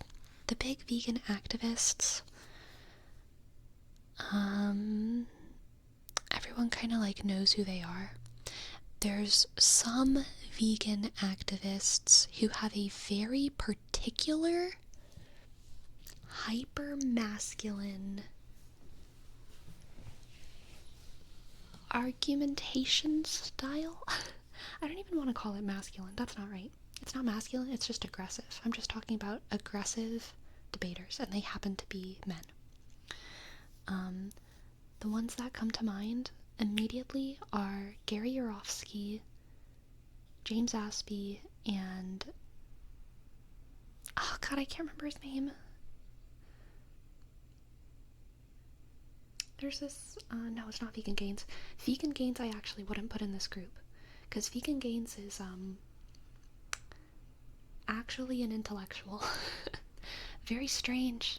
Sometimes he seems a little sad to me, but Vegan Gains is very smart, and kind of calm. Actually very, very calm. Every now and then he goes off in debates, but he's usually like monotone, like very calm. So people that like fighting, yes, Agan, that sounds like the right guy. I'm thinking of another guy whose name I can't think of, but Gary Yourofsky, James Aspie, and this other guy I can't think of. They all have like a very aggressive debate style. James Aspie, an interview with him popped up on my feed yesterday, and I watched it, and it was about it. Apparently James Aspie had a vegan debate with Logan Paul. It might have been Jake Paul, I can't remember. And so this interview that I was watching was kind of a talking about that debate, which apparently went very well for James Aspie. But the conversation that I was watching also really sidetracked and ended up kind of being James Aspie venting and trying to clear his name. Venting and trying to like clear his name because there's a million bad things talked about him on the internet. I have no idea what you're even talking about, Delore. I don't even know. Sounds like words that I don't know. When I think of Vegan Gains Calm, does not come to mind, but maybe he's changed since I checked in on him. So if you look at like random clips of Vegan Gains, it's very true. He will be loud, he will be aggressive, but like it takes him a really long time to get there. He's like boring. In like probably like 2017, I would like fall asleep to like long Vegan Gains videos because he's so monotone, which is really funny. But it's true.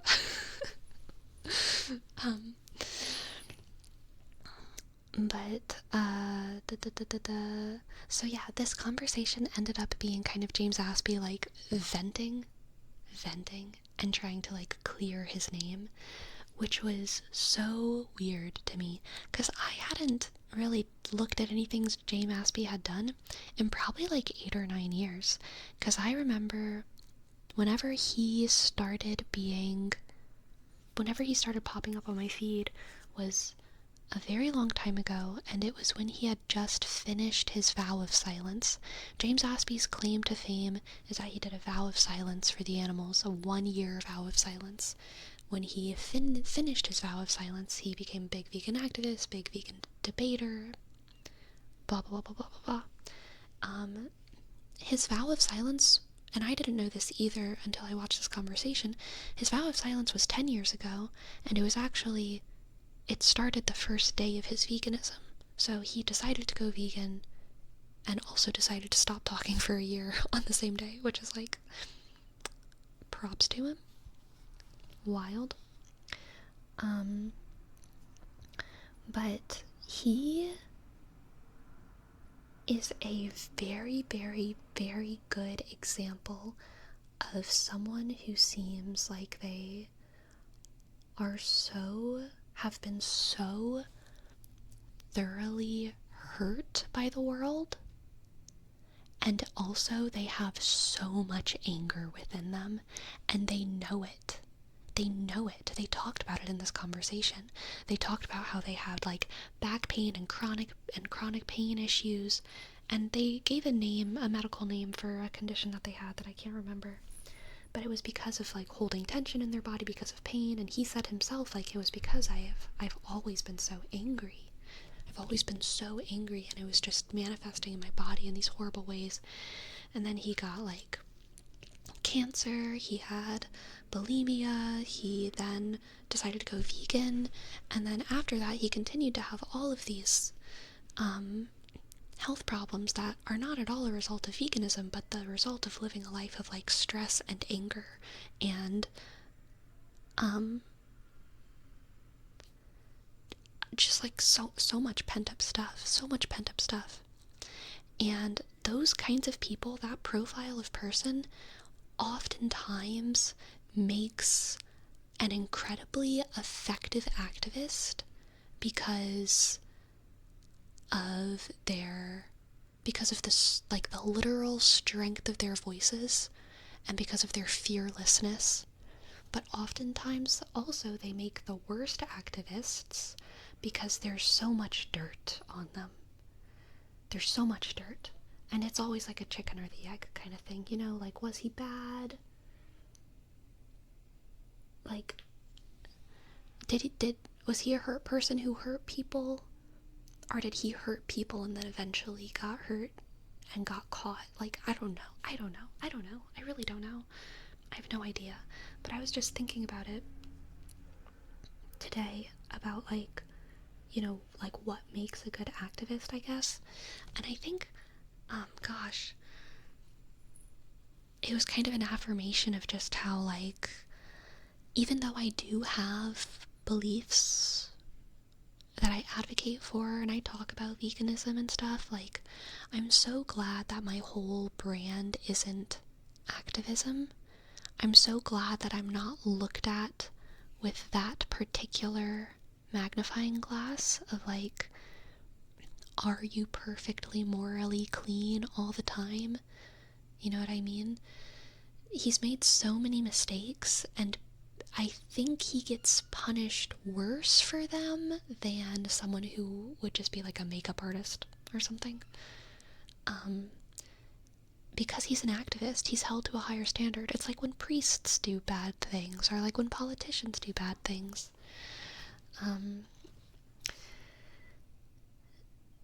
And activists do so many bad things. And also activists are oftentimes just like bad people, like how like Martin Luther King Jr. like cheated on his wife and like maybe abused his wife and all this stuff. Like, being a good person doesn't always, doing good things, doing really, really, really good things doesn't always mean that you're like a perfect person. I don't think we should expect that of activists, but I think that we do. And I think that maybe we shouldn't. Not that we should cut these people slack, right? Not that we should cut James Aspie slack for all the bad things he's done, but I don't think we should be surprised that an angry vegan activist is like severely messed up. I guess. I don't know. Hi, girl. Do you want me to shut up?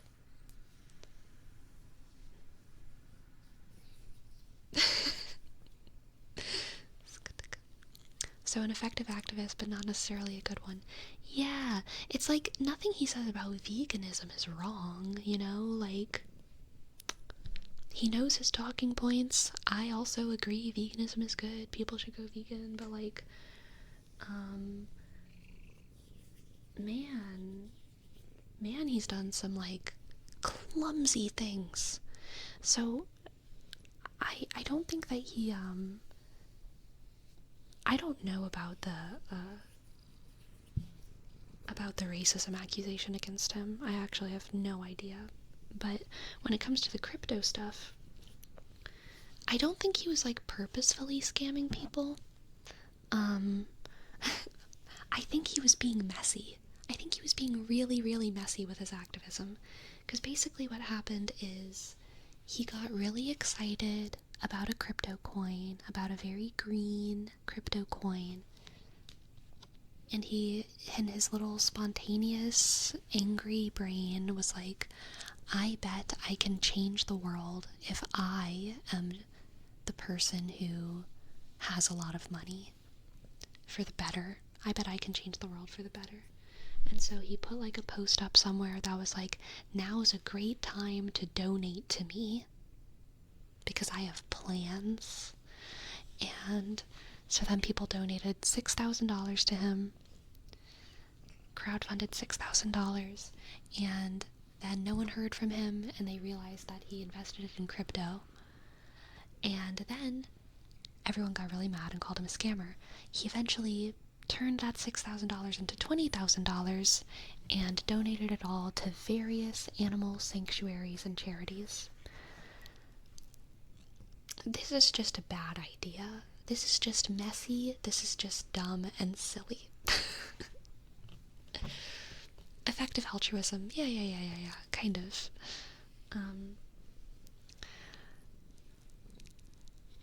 It's bad and silly because of the optics of it, and because of the time that it took, and because, I don't know, like, even if there was a net good from it, it, like, clearly wasn't worth it. Pyrosocial, thank you for gifting a sub. Hello, thank you for gifting a sub.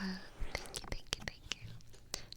P, click, Y, shook, R, click, O, sk, S, O, shook, C, I, dot, A, click, L, 1, shook.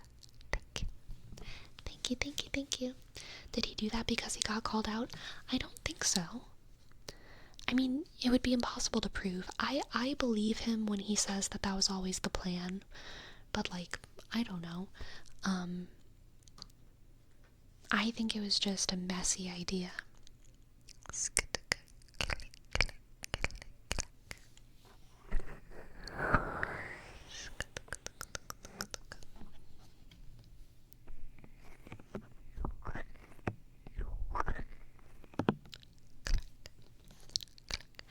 You know, I think actually the first video that I watched of him was an Ellen Fisher video.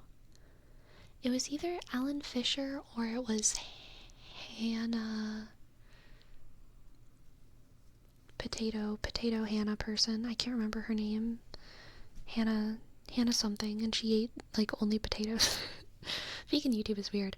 But I think it was Ellen Fisher, James Aspie, and both of their husbands and wives, respectively, and they were like sharing mangoes in Hawaii.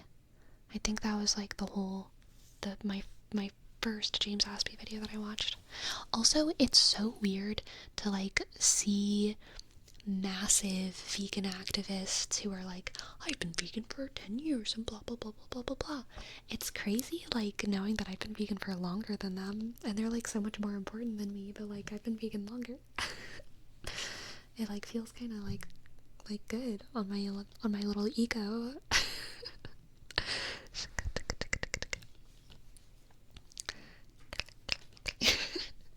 So true, Agan. That is React content, reacting to laugh meat. That's so funny.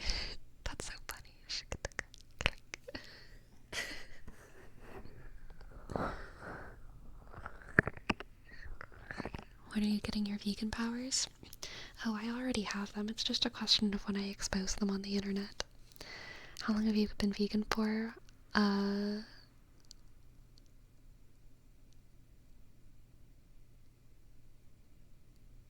11 years?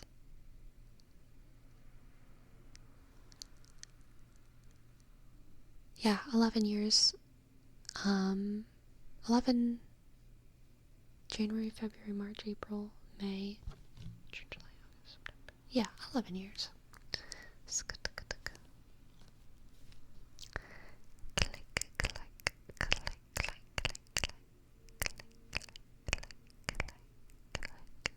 You should just stream yourself staring at a plate of flat meat. That's what I call react content. Yes. Yes. Sick. I think I should just stream or like make a video of me like having like blank faces, and then like huh?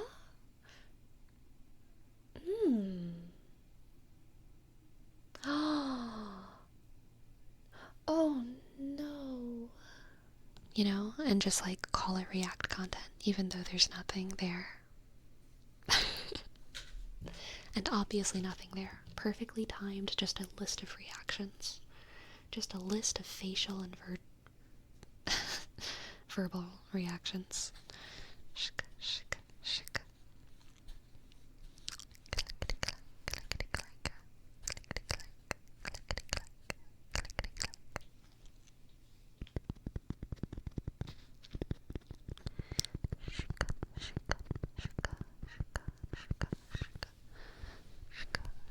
Acting playthrough.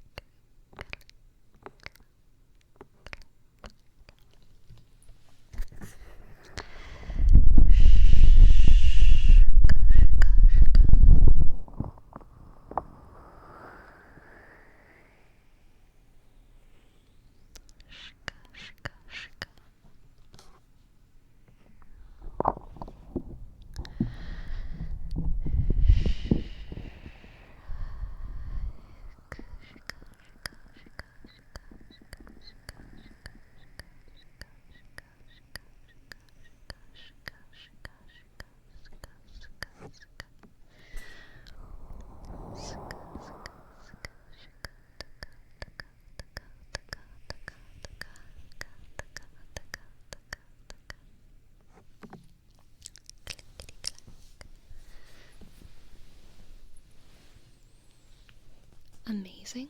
What's amazing, Destructicon? What's amazing over there?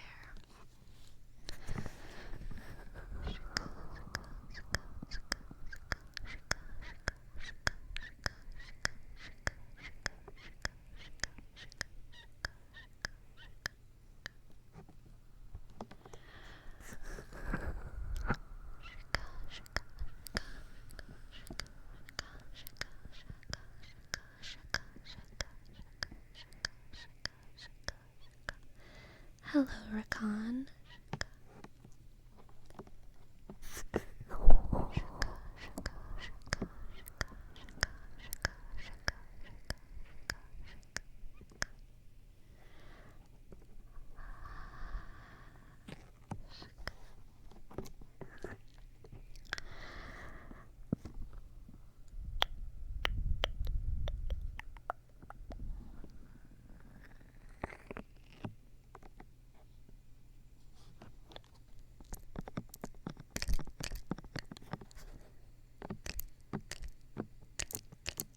Now that's content. I see what you're doing. I see what you're doing.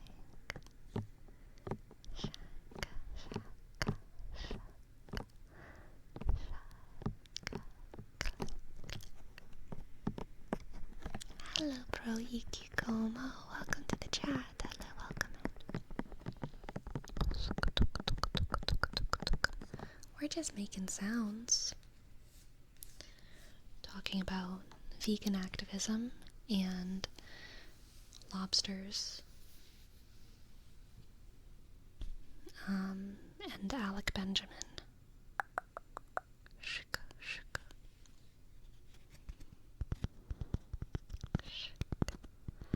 Shika, shika, shika. Spotify increased their price. I heard about that. That sucks. That sucks. I am about to just, like, not even, like, have Spotify Premium.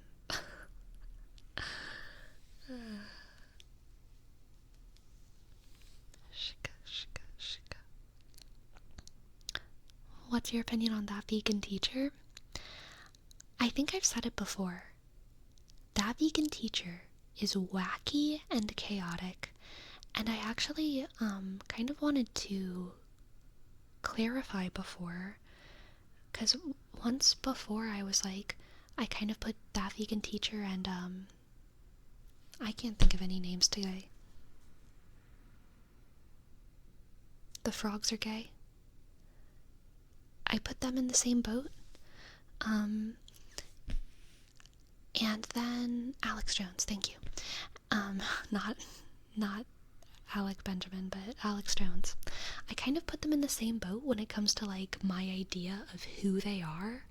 And I remember someone in chat, and it might have been you, Ogden, you had said something about how, like, Alex Jones has, like, hurt so many people with his conspiracies, like, personally, because of how large his platform is and how influential he is, and because of that.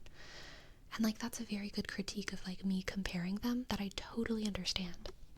Alex Jones has caused so much harm. But I think that if that vegan teacher had as much power and as big of a platform, she would cause equivalent harm. Like, I do think they are the same kind of person. I think that vegan teacher and Alex Jones, not as in, like, their ideals, obviously. I think they have completely different ideologies. But I think that Alex Jones has caused so much harm because of his platform. That vegan teacher just doesn't have as influential of a platform, so she hasn't caused that kind of harm. But I think they fall into the same category of, like, wackiness. Very different categories of harm, different categories of ideology. Same categories of wackiness, chaoticness, unpredictableness, whatever. And, like, I think if Alex Jones was just, like, a crazy guy at the end of the street, like, I wouldn't care that much. I wouldn't care, you know? And I think if that vegan teacher grows a lot, then I would probably care more. But right now, she's just a little bit more big and important than, like, the crazy lady at the end of the street. She's not influencing anyone. Is there one person who has been influenced by that vegan teacher? Like, who's had their mind changed by that? I feel like no. People either laugh at what she says because they agree, they laugh because they don't agree, or they,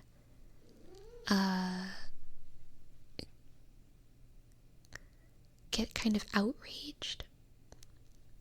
They definitely get outraged. And, you know, I mean, I think that some people have definitely gotten hurt because she said some, like, harmful things. Yeah, overall, I think she's, like, probably a negative, influence on the internet, but I don't think she should be, like, deplatformed. You know what I mean? I don't think she should, like, be, kicked off or anything. I just think she's, like, yeah, like, kind of bad. Illusion, thank you for your $3. Thank you, thank you, thank you, thank you, thank you, thank you. I was reading a book on pacifism that compared being a pacifist to being a vegan because people always want to ask them about different scenarios where they would compromise their beliefs. It's so true. It's so true. Maybe she shouldn't get kicked off the platform, but maybe she should get kicked in the head.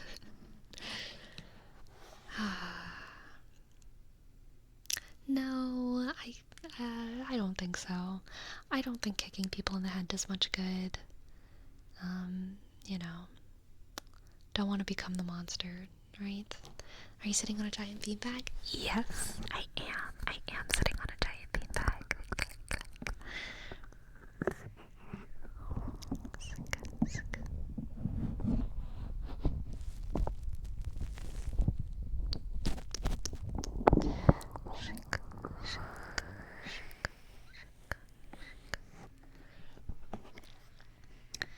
Alkin, I think you need to do a Jordan Peterson roleplay where you advocate for kicking that vegan teacher in the head. I need Jordan Peterson to have a conversation with that vegan teacher. Oh my god, I need it. Please. Please, God. I think that vegan teacher should be deplatformed, but only after Jordan Peterson platforms her. Only after Jordan Peterson platforms her. Just a little bit. Just for like 2 or 3 hours. Oh, God. I would live for that. Crossover of the century. Yeah. Oh my god. Or like Trent Horn, honestly. Trent Horn, Catholic apologist Trent Horn. Love the guy. Also, you know, he's a good Catholic. He's a very obedient Catholic. I'm not one. I try. But Trent Horn, one of the things that is admirable about him is that he does do debates with anyone. He did a debate with Pearl, whatever her last name is, which was ridiculous, because Trent Horn is so smart. He's so smart. And Pearl David, Davidio, whatever, Pearl is like so not. That debate should never have happened, but it did, and it happened on Pints with Aquinas, which is crazy. But yeah, I think I would also live for a debate between that vegan teacher and Trent Horn, but I think it would be more funny if it was between that vegan teacher and Jordan Peterson.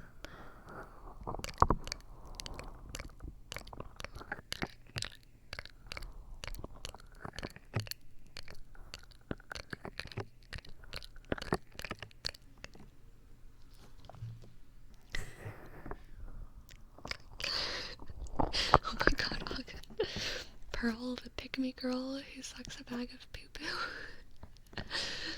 You're on it with the footnotes today. Yes.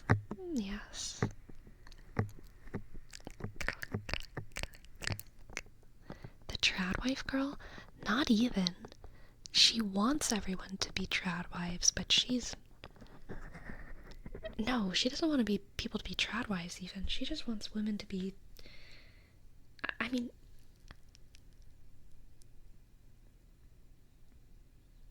I don't know what Pearl wants. I have no idea what Pearl wants, but it's not good.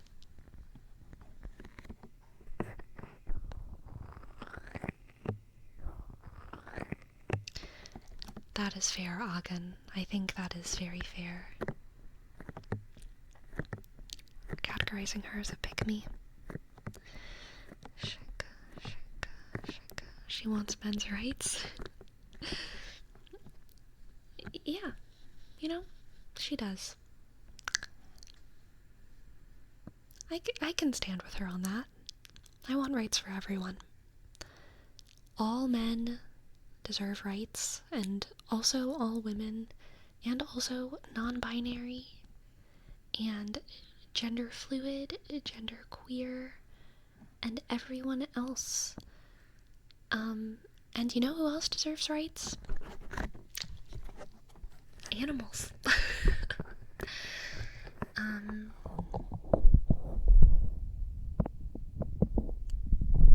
Yeah.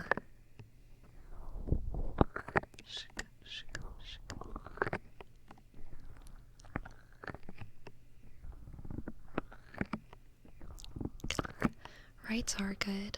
It's so true, Cat Lady Kate. Welcome in. Welcome in.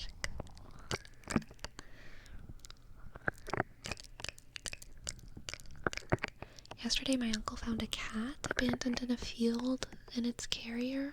It is sad.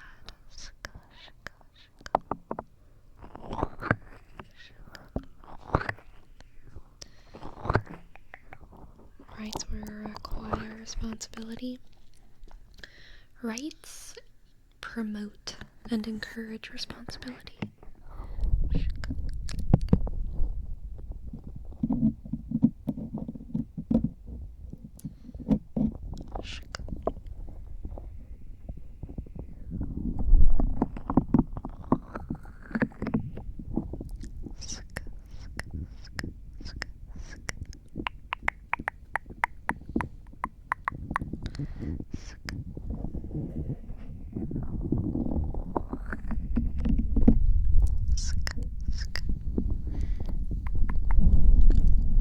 Speaking of cats, Sleepy, what should I get my cat for her 8th birthday?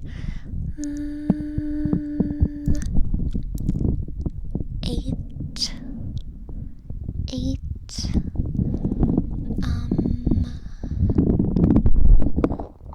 things. I don't know what 8 things, but 8 things. 8 things. For every meal, she can get exactly 8 extra kibble.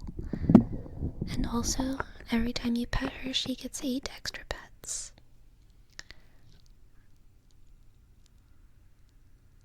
Yep.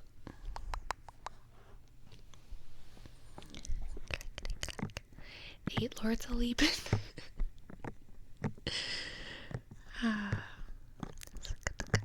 Yes, it is break time.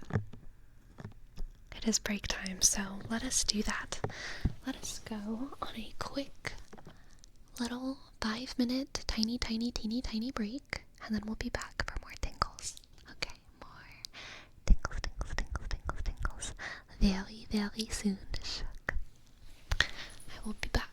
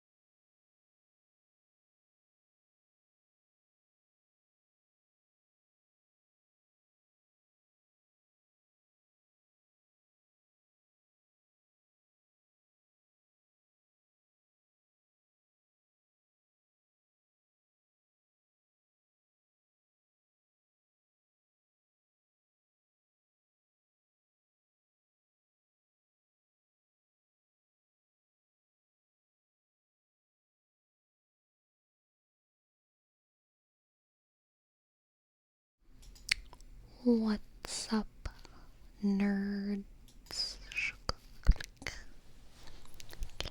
Hello. Hello, KFC. Little Sharky Jose Dominic's Prom Shook Mist Hadlosk.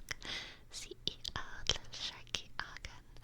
My friends, I went to my P.O. box today.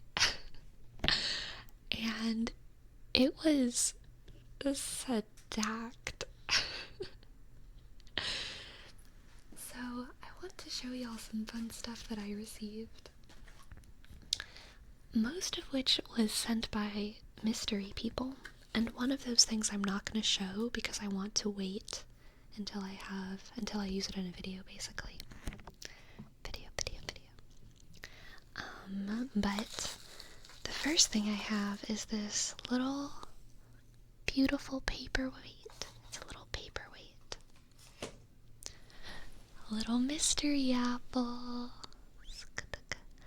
This beautiful green apple paperweight. Oh, try not to eat it. Oh. This is such a deep green, you know? I love it. I think it's beautiful. Did it change your opinion? It doesn't change my opinion on green apples, because I don't have to eat this. It's beautiful. It's a beautiful paperweight. Beautiful paperweight. And I love it. I love it. It's so precious. And then from KFC, we have The Old Man and the Sea by Ernest Hemingway. And I've already started it. This is the only book that I've started of this haul. I'm on page 19. So far, it's just an old man doing old man nonsense. Like not taking care of himself. Is there a sea? There is a sea. There's a young boy, an old man, and a sea, and some sardines. And I'm excited to see where it goes. I feel like it's gonna be sad. But I'm excited. I will read the book. Superlunarism, unless you're saying that you read the book. I don't know. Think he'll turn into foam? I hope so. I hope he turns into the last unicorn. And then from both KFC and Neatrix, who is not here, so remind me whenever he gets here. But Neatrix and KFC together have funded my Catherine de Medici era of learning. I am so excited to become a little expert on Catherine de Medici. I'm in fact so excited, I'm considering just doing like a reading stream tomorrow where we just read together and don't talk. But I don't know, maybe that'd be too weird. We'll see. We'll see. Because I really want to read some of these books. And I feel like the page turning sounds could be some fun ASMR stuff. So here we have Catherine de Medici, Renaissance Queen of France, a stunning biography which brings to vivid life a heroic woman and the tumultuous, cruel, and gaudy times in which she lived. And then we have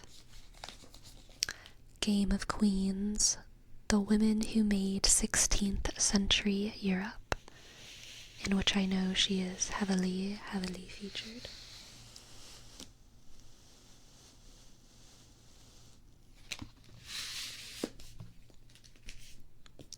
And then we have the Medici, power, money, and ambition in the Italian Renaissance. So this one will be more focused on her entire family's history and influence, I would assume, rather than just her. Oh, I'm so excited just reading the chapter titles, like, gets me pumped. I also received a really, really lovely postcard from Anthony from Ontario. So Anthony, if you're watching from Ontario, thank you so much for your postcard. It made me smile so big. Thank you. Thank you. Thank you, thank you, thank you. But yeah, listen to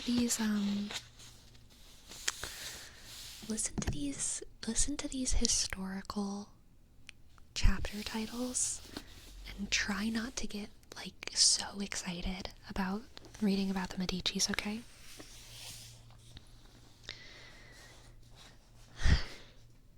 The Medici in Exile, The Dawn of Humanism, Art Reborn, The Egg Dome and the Human Statue, Father of the Country, Piero the Gouty, The Renaissance Prince, Murder in the Cathedral, Plato in the Piazzas, A Succession of Masters, The Bonfire of the Vanities, Machiavelli meets his match, Rome and the Lion Pope, The Pope and the Protestant, Godfathers of the Scientific Renaissance. I'm so excited. Oh my god. It even has a map at the beginning, like a fantasy book. Y'all, history is just fantasy in real life, okay? If you haven't realized that yet, you gotta grow up. You gotta grow up. History is fantasy in real life, okay? Okay. There's even another map of all of Italy.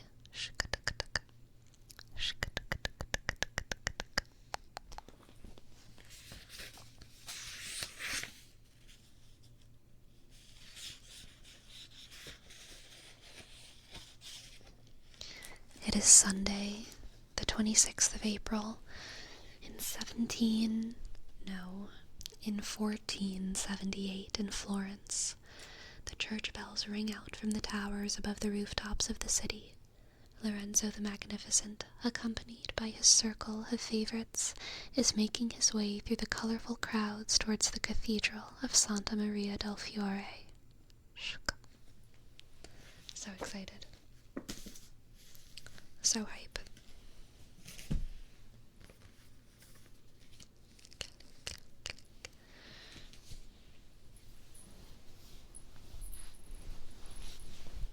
My problem with history is that no one ever gives a spoiler alert. That is true. That is very true. I want to stretch my legs a little bit. Oof. Up.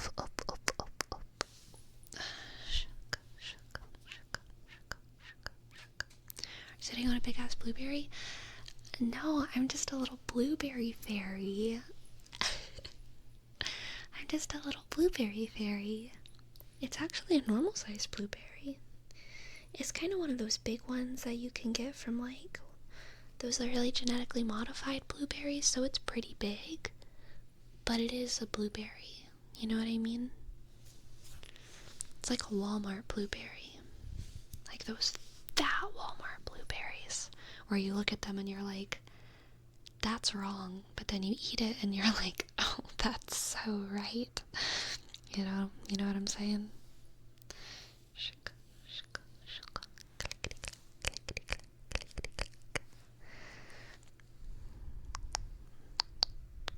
Is the skirt also purple? The skirt is brown. The skirt is a good neutral brown.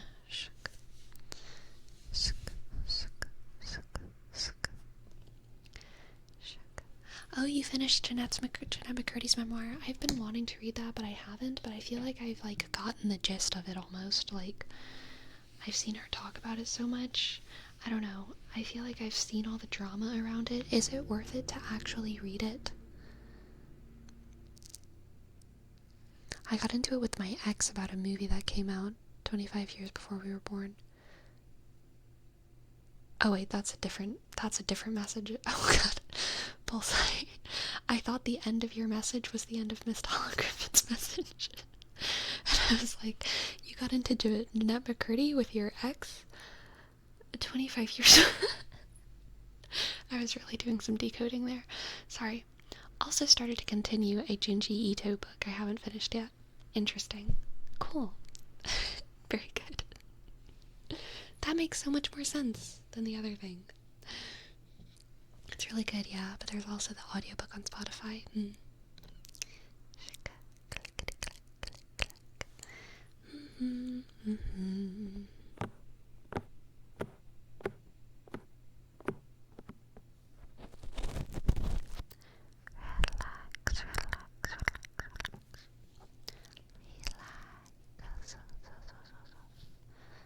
Relax.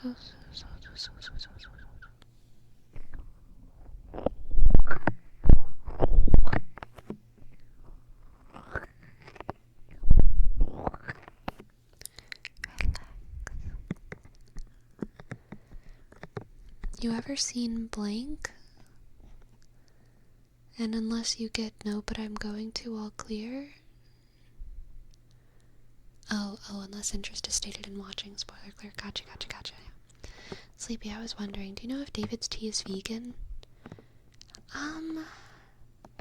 No, I don't. Could we hear your heartbeat? You could. If you cared, Noah. Ugh.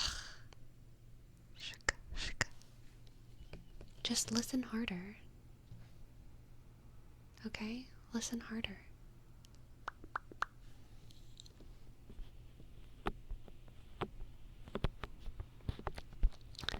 Could you move the mic against the beanbag?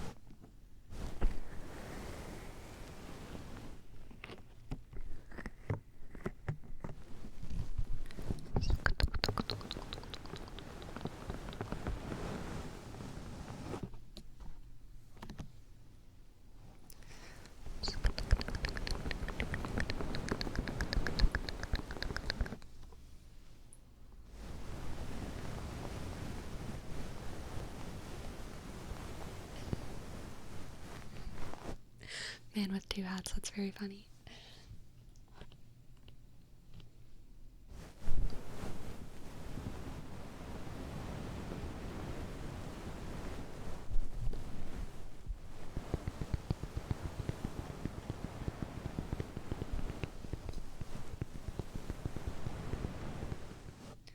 This is what it sounds like to be kidnapped and blindfolded and dragged against an unfamiliar floor.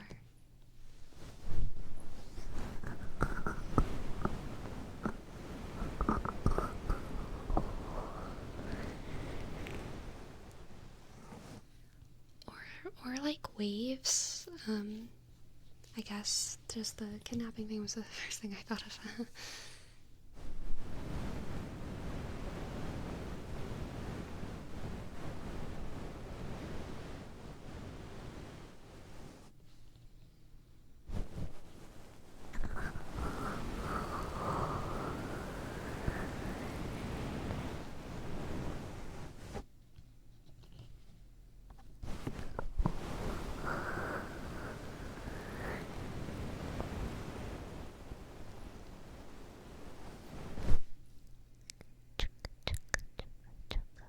This is what a very small train sounds like. Chugga, chugga, chugga, chugga.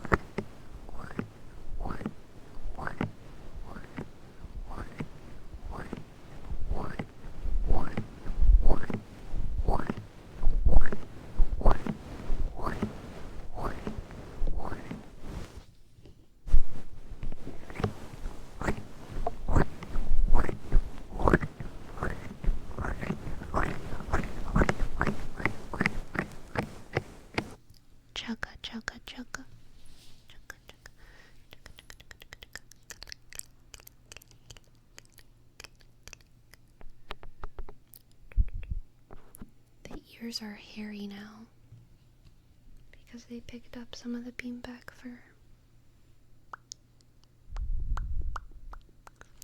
Chugga chugga choo choo. Chugga chugga choo choo. Chugga chugga choo choo. Chugga chugga choo choo. Chugga chugga chugga chugga choo choo. Will the tarot card redeems be reopened eventually? So the tarot card redeems are not a default redeem. It's more of like a special occasion when they are opened, okay?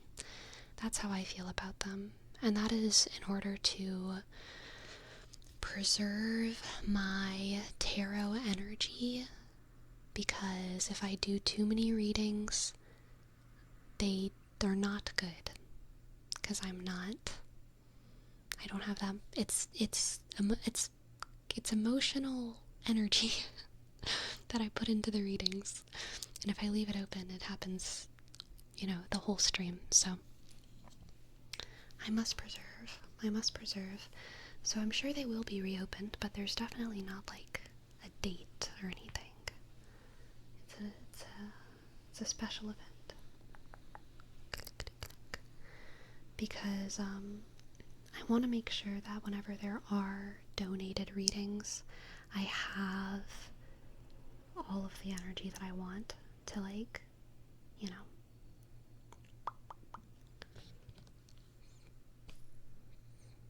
putting into those readings. Because whenever there's just a couple a day, I mean, it's totally fine. Like, I always have enough energy.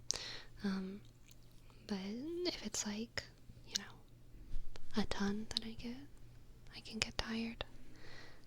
Do you think you'll ever do another tarot speedrun stream? Probably, yeah.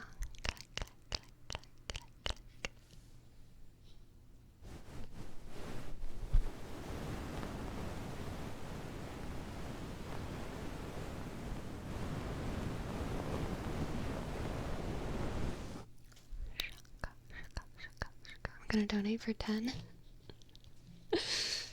I mean, even 10 is like fine. I know you're just joking, but like, if I open the redeem, it'll be like 70.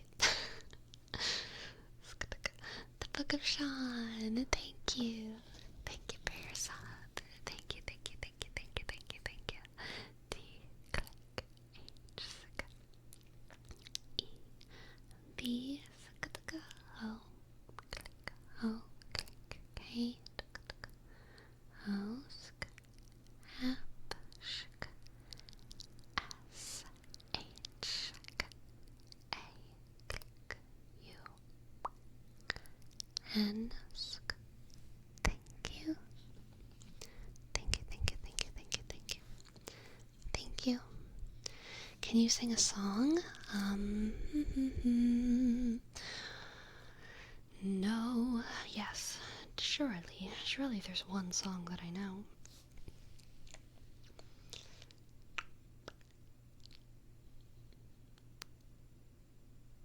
Oh, Mary had a little lamb, little lamb, little lamb.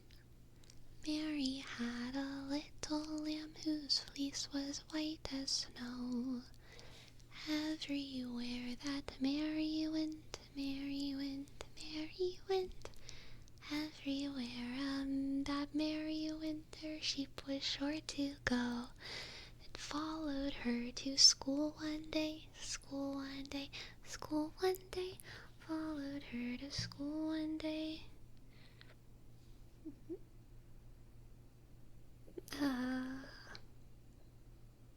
And that was a big no-no. I don't know after that. Toasty Heather, thank you for your prime. Thank you. T, click, O,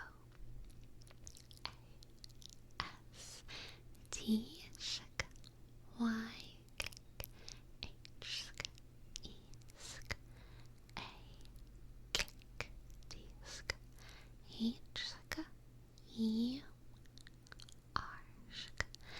Thank you. Thank you very much. Thank you. I thank you very much. I very appreciate these things this little Prime subscription. Thank you, thank you, thank you. Moshman, did my sub go through? I might just not have seen it. I'll give you a name trace. Thank you. Thank you for your sub. M S S H A N 3 5. Thank you. Thank you, thank you. You love this accent. Rekin, the very bad French accent. It's a very favorite of mine. Very favorite. It's a little bit fun. It's a little bit silly. It makes me want to act fancy with my hands. It makes me want to be very little and dumb sometimes. It makes me want to think very prestigious thoughts, but also incorrect ones. Very prestigious, incorrect thoughts, like the poor should work. Try this. Why don't the poor work? They just need to pick up a shovel and go to some man and say, I will dig. I am turning Russian. They need to pick up shovel, go to some man and say, I will dig. And then get paid in bread. Tell me I am wrong. Poor should work.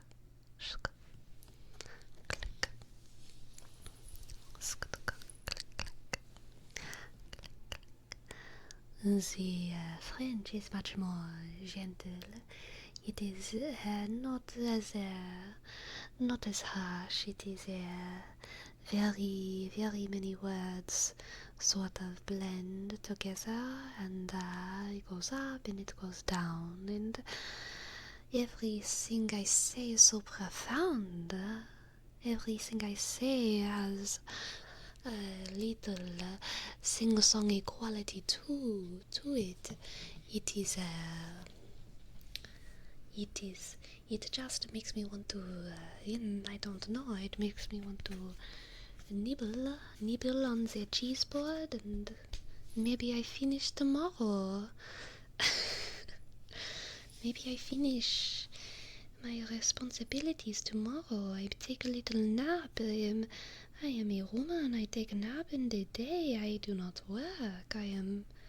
What am I to do? I am just a little nap taker.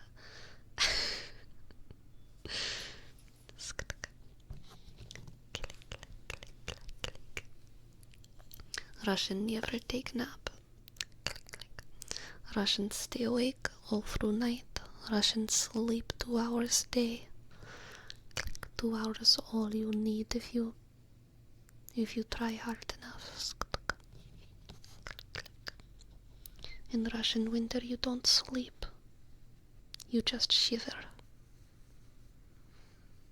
You shiver and you huddle close to your kin.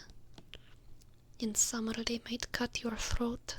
In winter we don't, because we must use our life bodies for warmth. We do not kill in winter.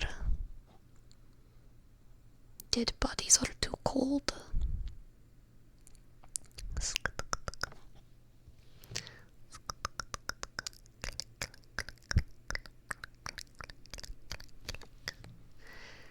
Sleepy, what's your favorite alcohol? Sucralose? Erythritol? What are the other sugar alcohols? I don't know them. I don't know sugar alcohols. Erythritol? I never know how to pronounce that one. I don't even know if sucralose is a sugar alcohol, actually. Is it?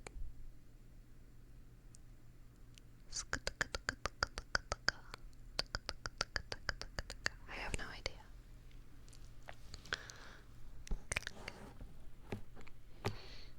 French Canadian accent would be less appealing. I like French Canadian accents, okay? I think they're great.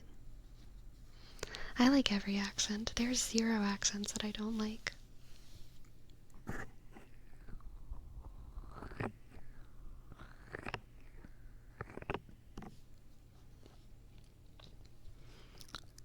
I will never promote partaking of the drink for Rome.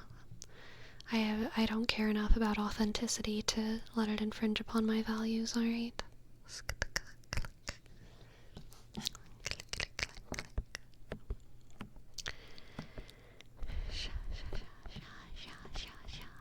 The big boy Buford, thank you for your sub. T H E B I G B O Y B U F O R D. I'm excited for Arm Day tomorrow. I keep thinking about it every time I do name traces. I'm at the point in my little like gym journey where I'm not just excited for leg day anymore. I'm like also excited for Arm Day, which is pretty fun. Pretty fun. I'm excited every day.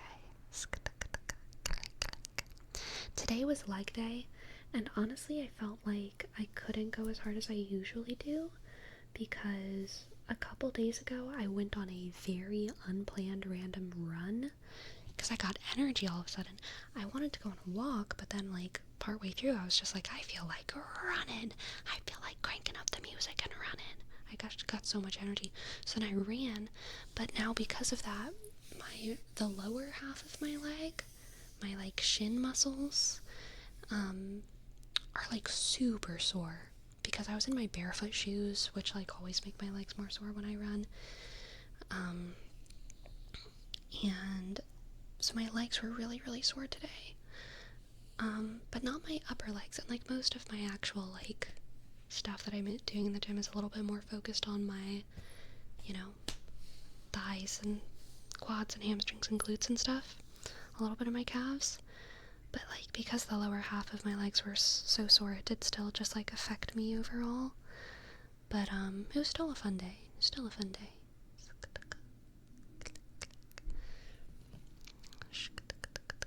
Shin splints? I don't really know what shin splints refers to. Like, is shin splint any kind of pain right here? Because I don't, or is like shin splints like a because I think this is just like muscle soreness, like, how long did you run for? Probably like 20 minutes total. But I am a slow runner. That was not a lot of miles, like, I'm not fast. Straight running, probably more like 15 minutes. Jogging? No, just badly running, just slowly running. I run slowly, which is different from jogging. I don't like jogging. I like running, but I'm bad at it, so I go pretty slow.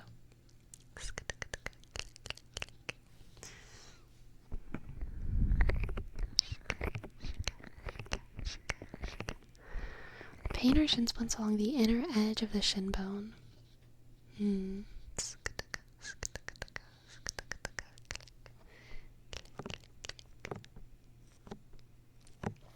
If you run as slow as your jog fast, maybe a little bit. I like the route that I usually go on for my walks is like very uphill the first half and very uphill the second half. And I was planning on going on a walk, but what actually happened was I walked for most of the first half, and then I ran a little bit of the first half, because I got energy, but then it was like kind of the end of it, which is super uphill, so then I was like, nope, I'm walking for that straight uphill part. And then once I started going downhill, I was like, I'm sprinting. Boom, boom, boom, boom, boom. it was very satisfying to just like run downhill and listen to like music of men screaming. And I was in my barefoot shoes again, which is a little bit more like abusive towards my body, but like very cathartic. My feet were like beaver tails, like slapping the ground. Which I know whenever you sprint, you're kind of supposed to land on your toes, but I was going downhill, so it was hard. So I was just like slapping the ground with a flat foot in my barefoot shoes.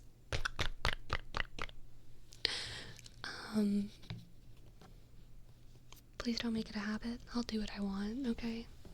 I trust my energy. My energy said you're sprinting right now, and I said okay.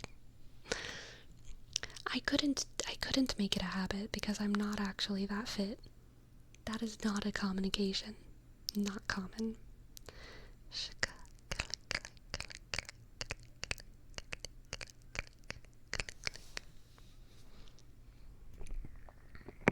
I'm slow too, but to make up for it, I'm also weak, so based on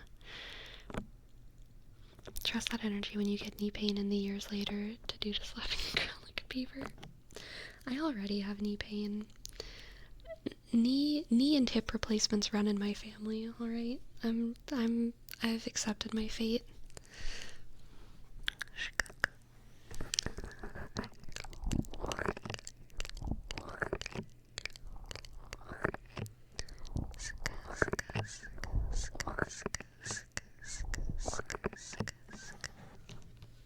What songs were you listening to that filled you with so much energy? I was listening to Never Before Seen, Never Again Found, and I was also listening to Aaron West and the Roaring Twenties.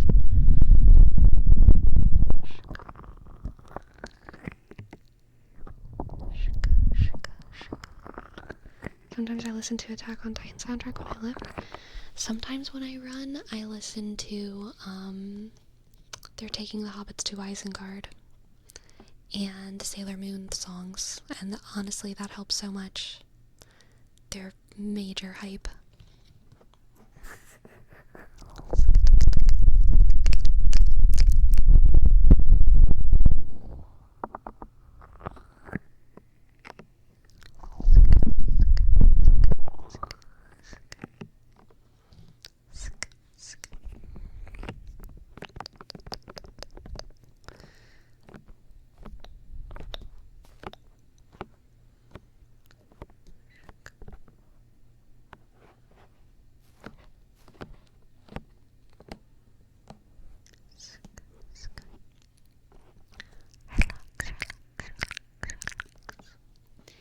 Hey, relax, man, my brain just like auto-filled,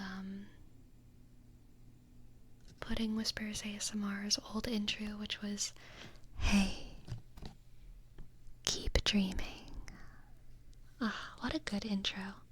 I really like ASMR artists with intros, but I also really like cold starting my videos in some kind of like way, you know what I mean?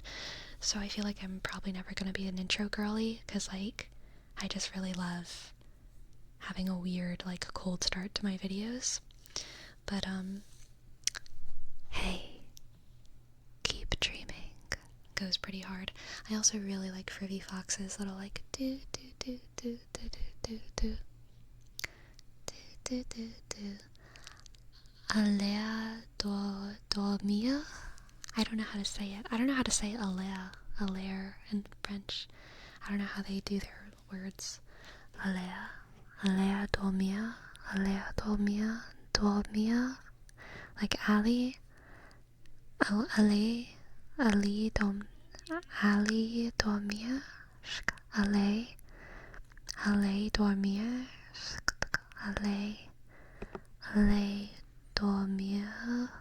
dormir.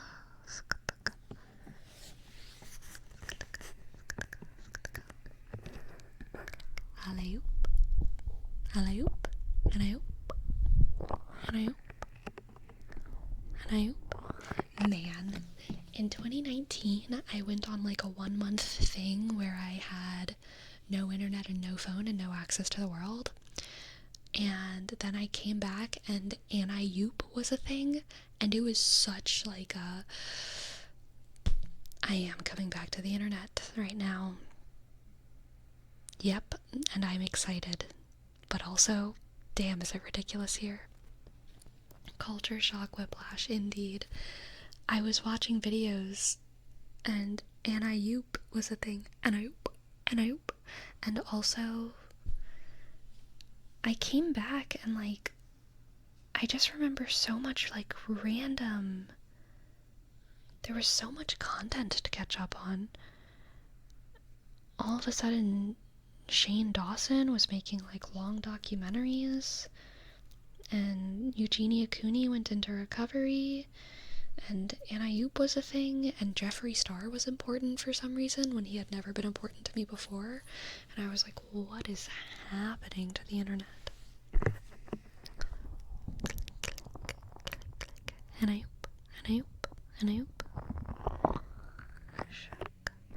You haven't done in a good while. The stream intro. Hello, my friends.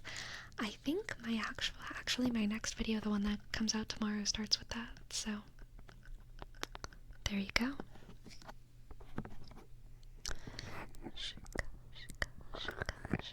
It's okay to go to sleep, little shaky, little shaky, little shaky, little shaky.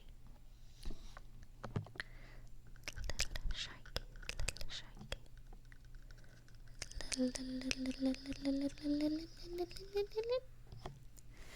Very small shark, very small shark, very small shark. Little sharky, little sharky, little sharky.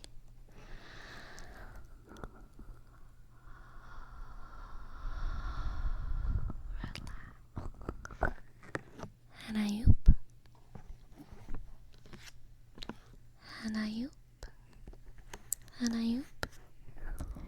Anti-yoop.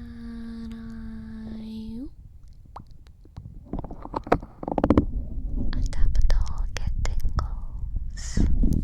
Okay, everyone, I need us all to make a prayer, alright? Let's all make a prayer. Let's all say a prayer for Adeptal.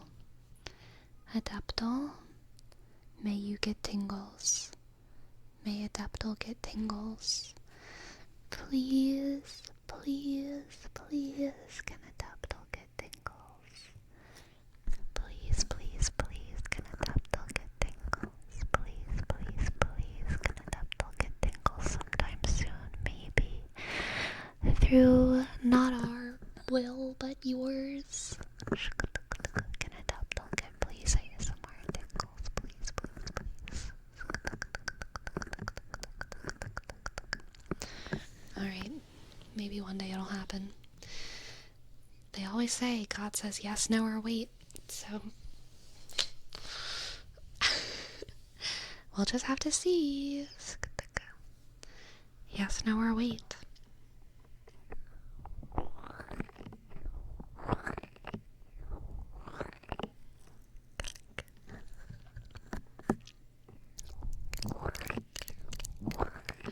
It's true, KFC Serbia. Through him, all things are possible. One time he told me, perhaps, damn. Your God uses big words.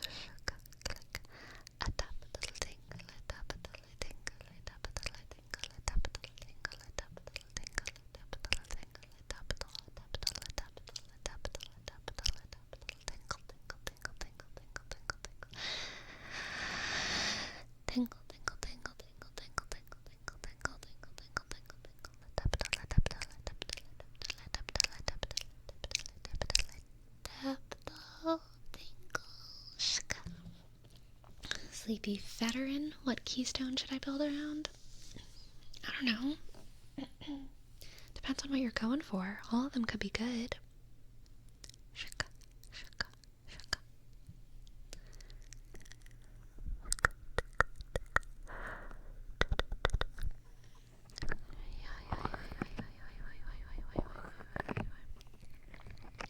Last night I was watching a lot of Reiki ASMR. was very relaxing. I also found, oh my god, I need to show y'all. I found a hypnotherapist, ASMR artist, and she reminds me so much of Goodnight Moon, but she's just much older. But she has, like, she kind of moves her hands. She's like an old version of Goodnight Moon. And also, I need y'all to listen. Whenever I say her name, whenever she talks, her voice is not at all like Goodnight Moon's, but whenever she whispers, she has the same, like, you could close your eyes and it could be Erin, okay? It could be. Very different spoken voice, but the same whisper, okay? I tell ya. Is my computer out of battery?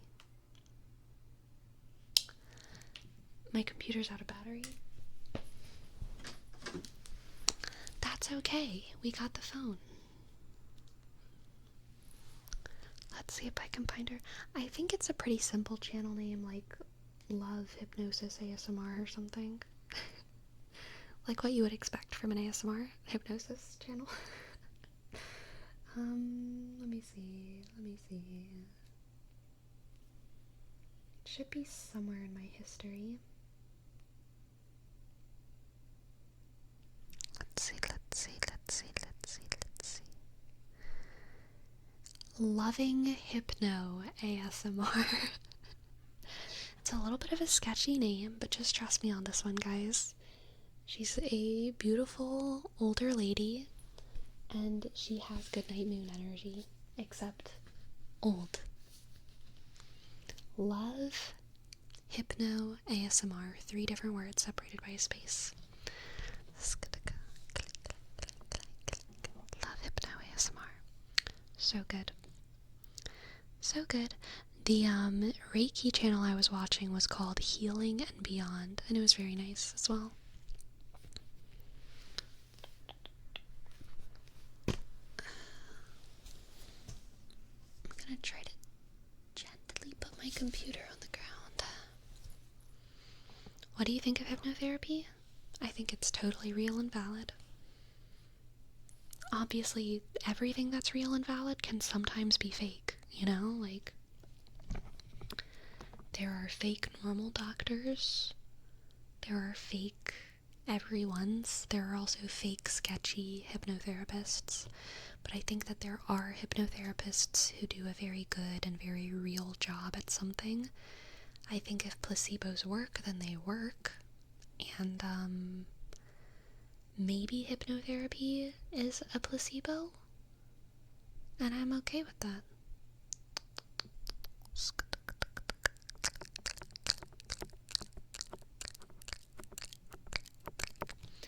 Adaptal, you can exclamation point to keyboard and see it.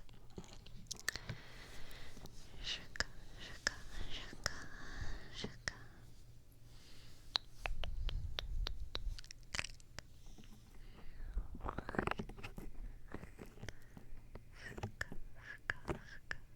Sleepy, she doesn't look that old. I was expecting like an 80-year-old.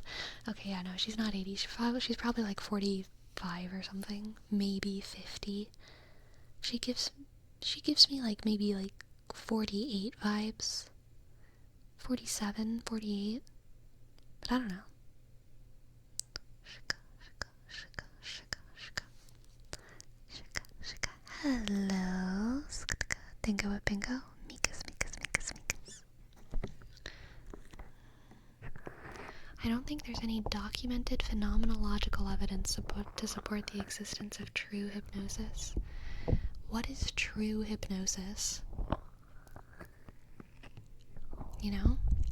Like, I think people can definitely put into a meditative state with assistance,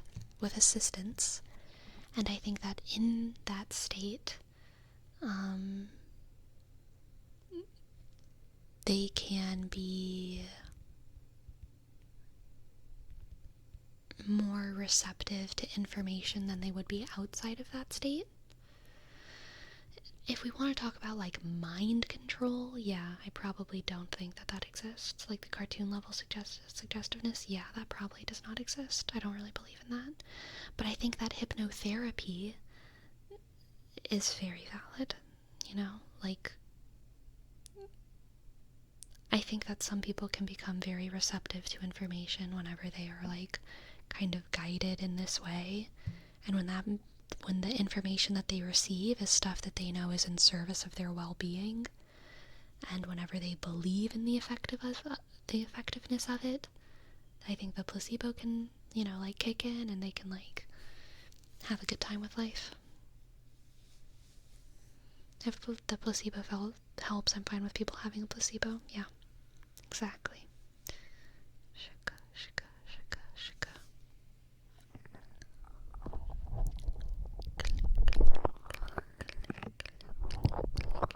Yeah, placebo is super powerful.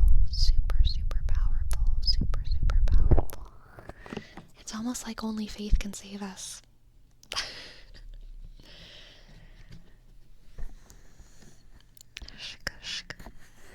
I didn't say it. Okay, someone else did before me.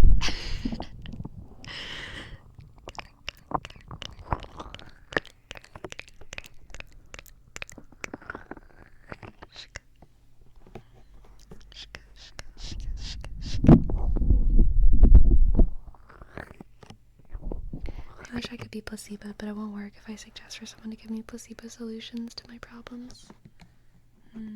If you believe that placebos will work, it might. I mean, there has been studies, right, where, like, even when people are told that they're taking a placebo, they still see the effect of, like, whatever thing. Yeah, exactly. Adaptable placebo still works if you know it's placebo, but also not for everyone, just for the average person. Placebo still works if you know it's placebo, which is not everyone, but probably most people. I'm not an average person. Yeah, you're below average. Come back when you're healthy, Riff, alright? And then we'll talk. Right now you're sick. You're sick, Riff. You have a little snotty nose. And, honestly, you've been sick ever since I've known you. You've been sick, Riff. So, maybe when you get over that little cold, maybe you'll finally be average.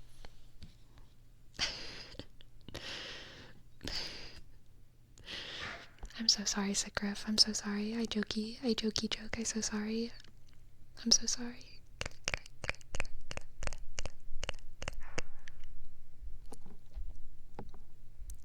Thank you. I'm so glad you're laughing. I'm so glad. I'm so glad. I'm so sorry. I can't help it.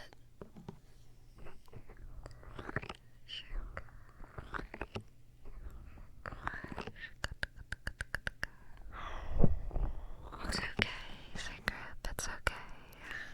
Thank you, Destructicon, for gifting us up to sick Griff.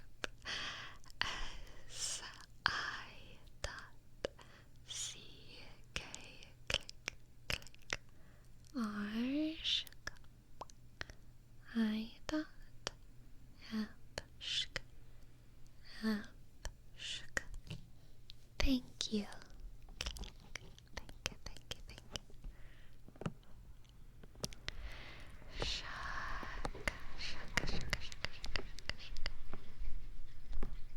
I'm not falling for that cat lady, Kate. Click. Breathe, it's okay, it's okay, it's okay, it's okay, it's okay, it's okay. It's okay. It's okay, it's okay, it's okay,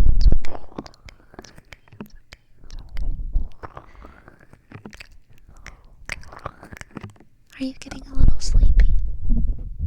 It's alright if you want to fall asleep. It's alright if you want to fall asleep. It's alright if you want to.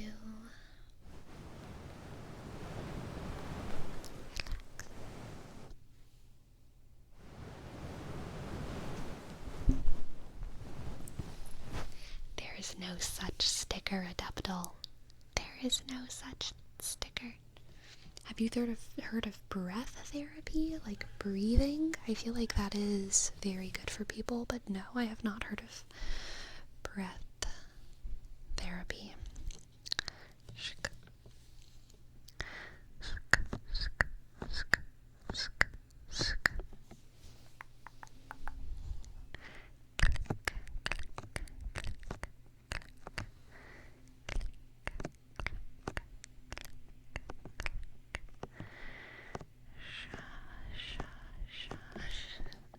I'm stupid enough that a placebo death revival pill would work on me.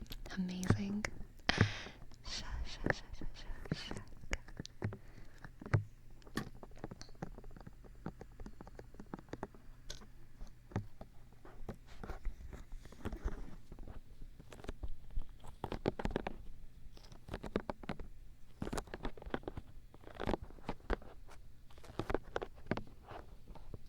Have you ever tried Celsius?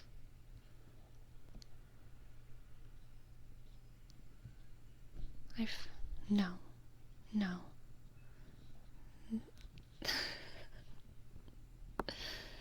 Energy drink. Okay. Thank you for that clarity. I did not know. No, I have not. I've never tried an energy drink. I don't want to.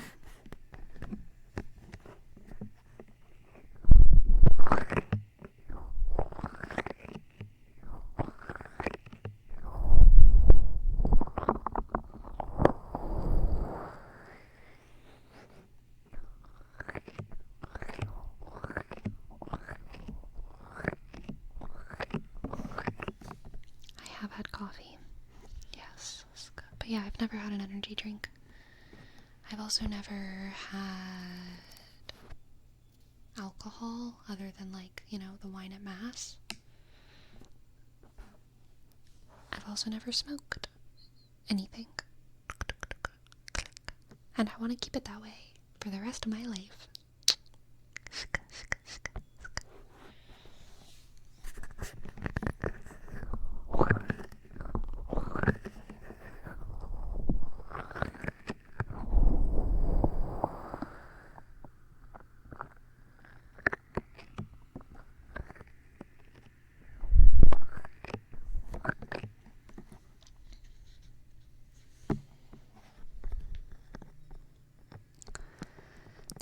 A brand I get that's pretty under the radar. They make energy drinks that are good for stomach health and only give all natural caffeine. It's called Amare. Interesting. Have you done any edibles? Yes. Yeah, I have. But probably will never do them again. It wasn't like a terrible, horrible experience or anything, but I think it was not worth it, basically.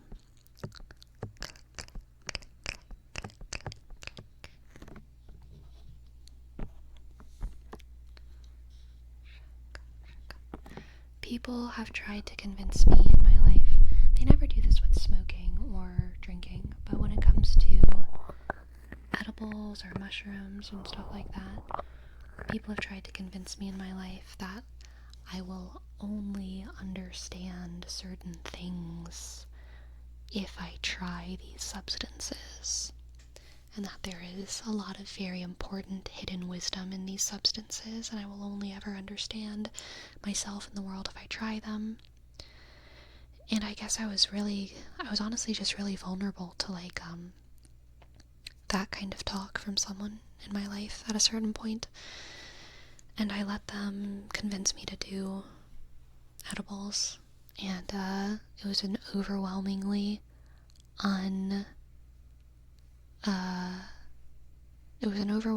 underwhelming experience, and it made me angry that I let him convince me of it. Because I have reached, and I believe that people can, all people, I think you can reach a pretty psychedelic level of experience through meditation, deep, long meditation, and prayer, and other kind of religious, spiritual stimuli. I think that hallucinogenics can be a shortcut, and also kind of a volatile shortcut because you might go somewhere else. But I think they can be a very effective shortcut to the same place. But personally, if I want to have that kind of experience, which I do not often want to have because it is intense, I know that I can get there by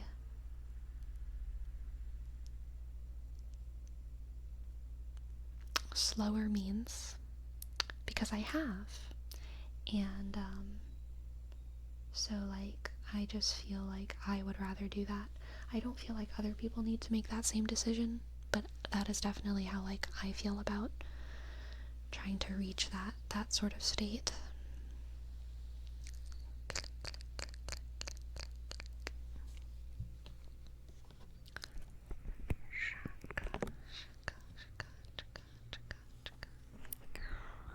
That's a lie. I've done a bunch of things, and I can honestly tell you that's BS. You should only do it if you want it. It's just gonna make you feel funny, but you're not gonna get anything special, superpowers, insight.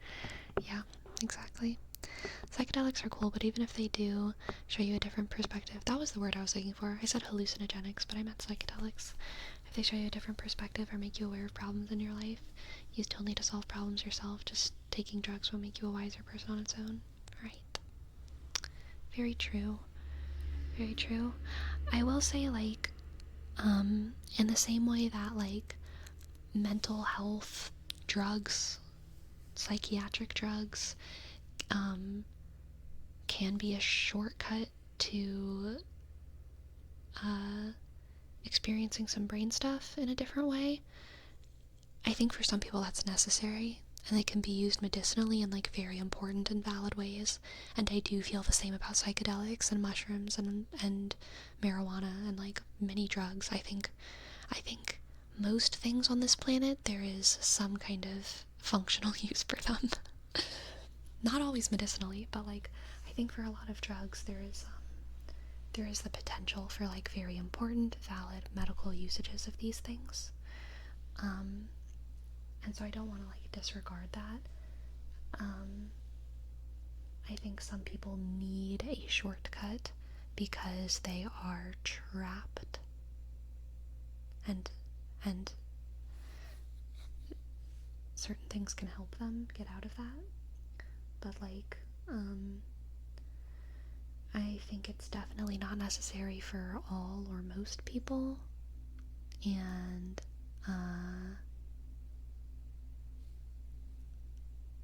yeah. Have you ever had someone pressure you to drink or do drugs? Yeah, they never push too hard, but they have pushed a little. Some people have definitely pushed a little bit, and I don't have trouble saying no to most people.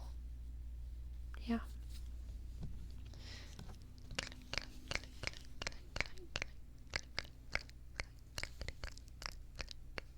I think it has its uses, but it's not for everyone, right? Right?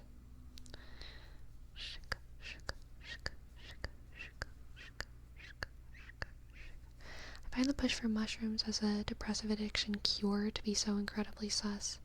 As someone who has had positive experiences with them, yeah.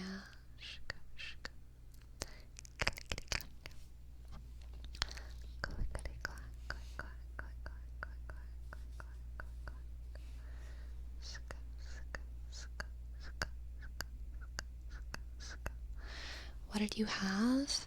I had, like, gummies. I don't remember what kind. I don't remember how much. I don't remember, like, how it's measured or anything like that, so I don't know.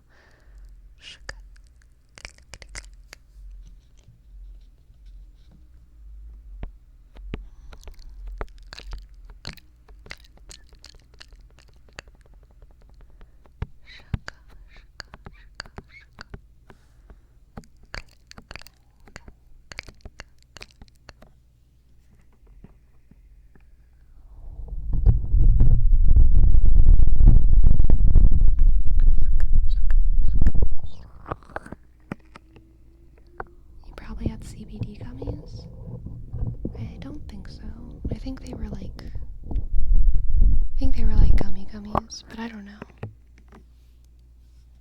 I also didn't purchase them. They were someone else's.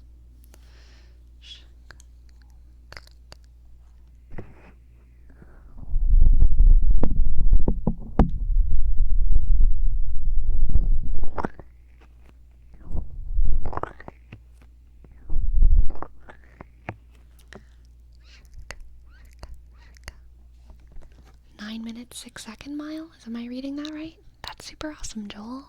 Very nice.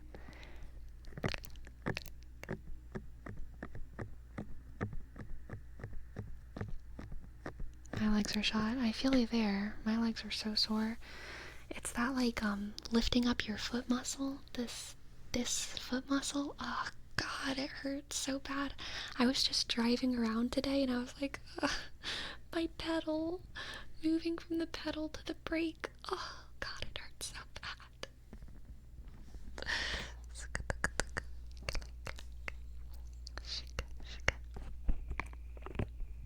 The Achilles tendon, yeah. Fuck that guy. Fuck that guy. Sounds like shin splints. Dumb. Whatever, I just gotta stretch. Stretch. What's your favorite candle scent? I like sweet scents. And I like fruity scents. Sweet scents and fruity scents. I don't have like a specific favorite flavor. But I always gravitate towards cinnamons and pears and vanillas. Vanilla.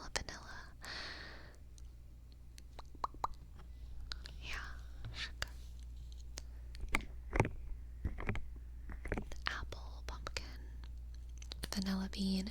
I really like Christmassy scents as well.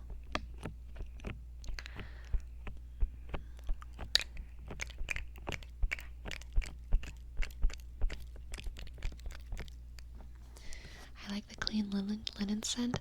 You know, I like the clean linen scents too, but I don't like that I like them.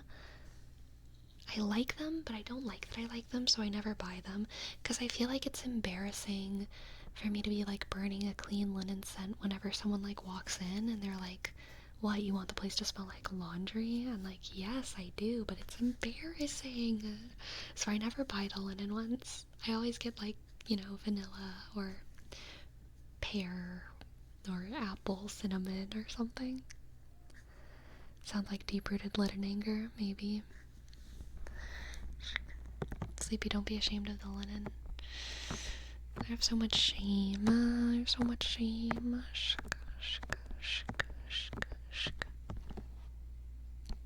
I like the Garden Rain cheapo candle from Walmart. So based.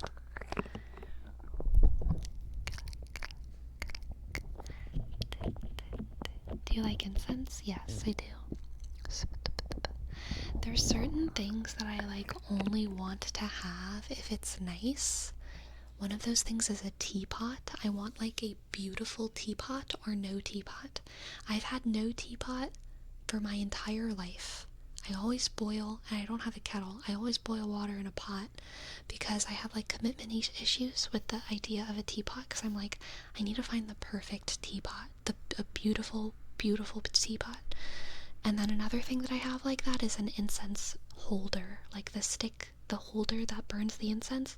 I don't have one right now, so I can't really light incense, but I feel like I only want to get one if it's beautiful, if it's perfect, if it is the incense holder that I want.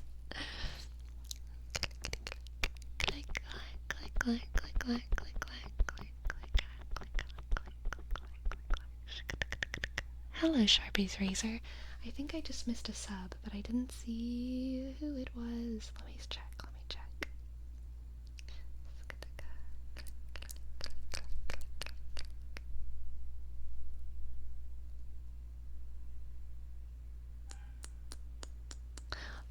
Martin. Thank you, Martin. Thank you, Martin, for your sub. Click. A-R, shook. T, click. Y, click. N, click. 9, sk.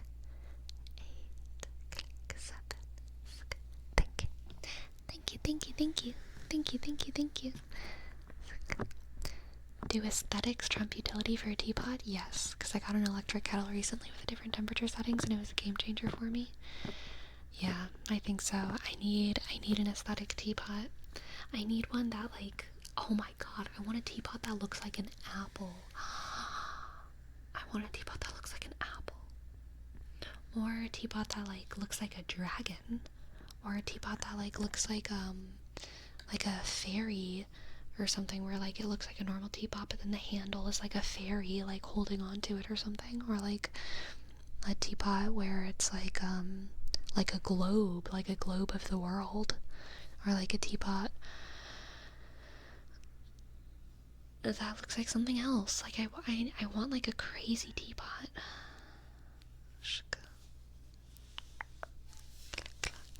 My aunt has an apple teapot. Oh my gosh, they make them. They make them, JJ Swift. That's so cool.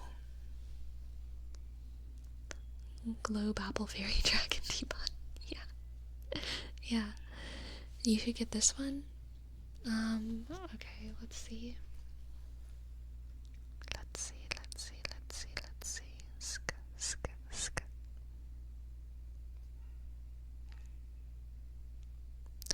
I can't click on the link because I don't get too excited. I'm excited. I'm coming to the front. Buzz. Stop. Why am I stopping? Oh, the wire is buzzing. Okay. Sorry. I didn't think I was pulling it. I'm sorry.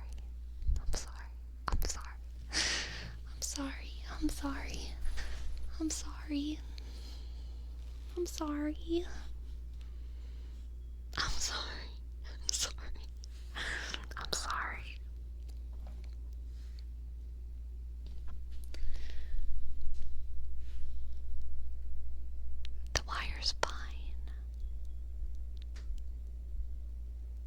wire's fine. I'm sorry. I'm touching the wire right now. I'm sorry. Are you okay? Are you okay? Are you okay?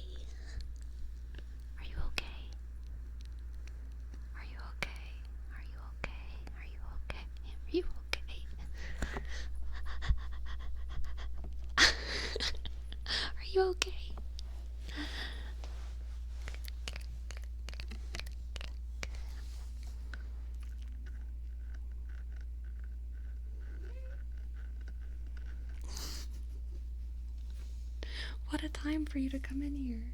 Hi, girl. Do you want just your ears in the frame, too?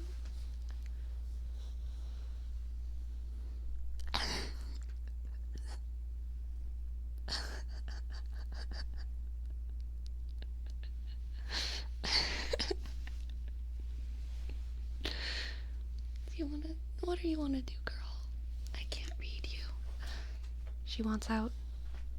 She wants to scratch on the carpet.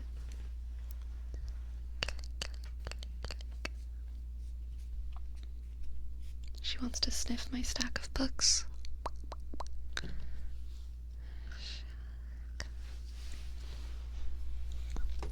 Okay, enough of that.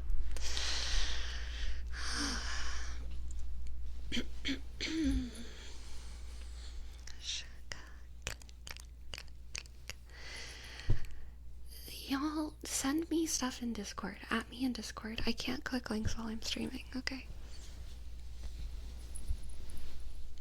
And then I lose it. I lose it because it's in chat, and then I lose it and can never look at it. So just send me stuff in Discord if you want me to look at something.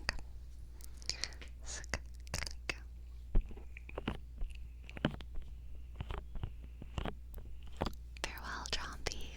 Farewell.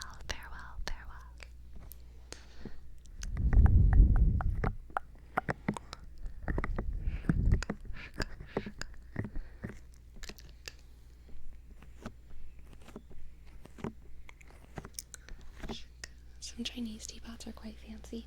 I know, they are. They're so pretty.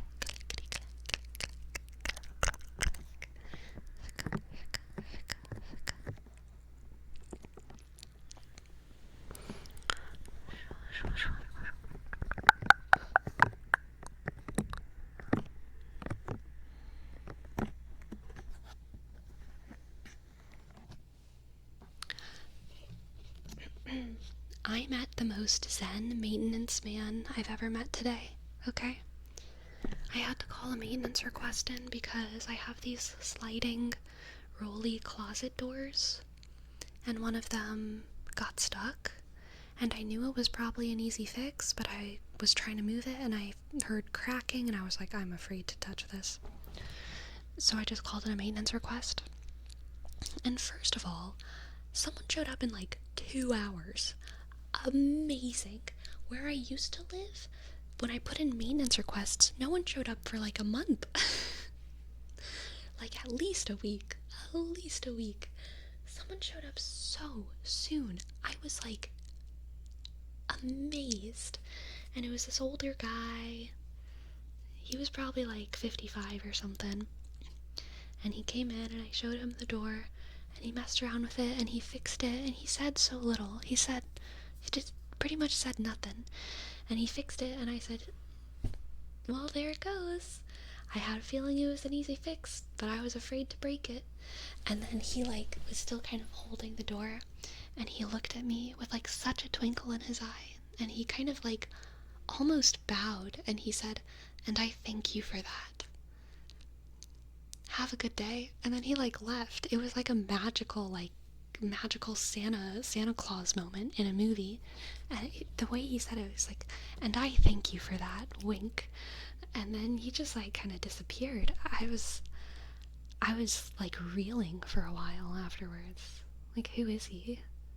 Yes, absolutely, Studio Ghibli guy. Distinguished as hell.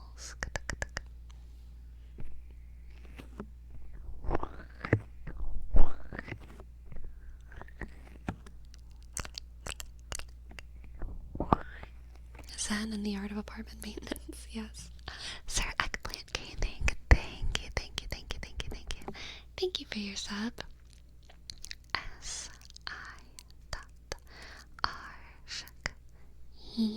click G click G click P sk L A sk N click T sk G Ask M I dot Ask G click. Thank you. That's what you do in that line of employment. Go fix and carry on. It's true. I'm sure he's fixed a million rolly doors.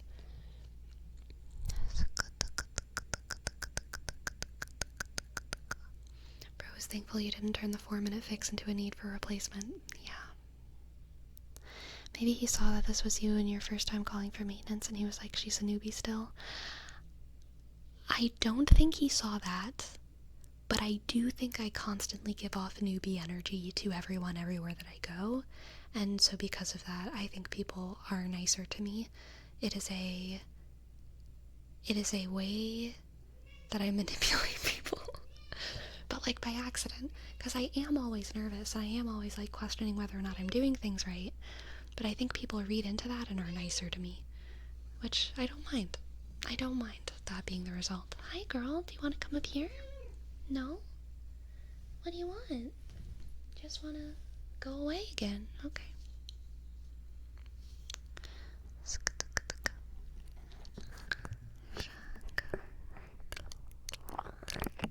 Newbie energy until they ask you about theological history. That's true. Whenever they ask me about theological history, my ears perk up. Like, whoop. What? I was almost so obnoxious the other day. I was in a dark tide. I was in a dark tide gaming thing, and there were strangers in this Discord server, and I was playing Dark Tide with them, and whenever I joined the room, there were 2 guys already I was the third person to join. We were waiting for a fourth. And so it was two guys, and one of them was Turkish, talking about Turkey, and the other guy, I want to say, was from Serbia, talking about Serbia. But I could be wrong about that. And they were talking about culture and politics in their region of the world. And I was kind of listening, I was interested. And then they kind of said something about, basically, they were talking about, like, how receptive they are. Buzz?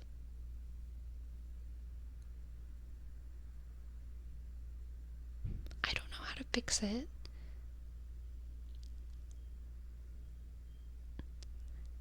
Is it, like, bad enough that I shouldn't use the 3DO?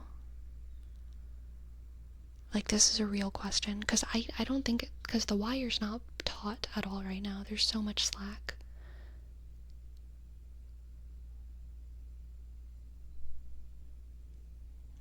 Okay.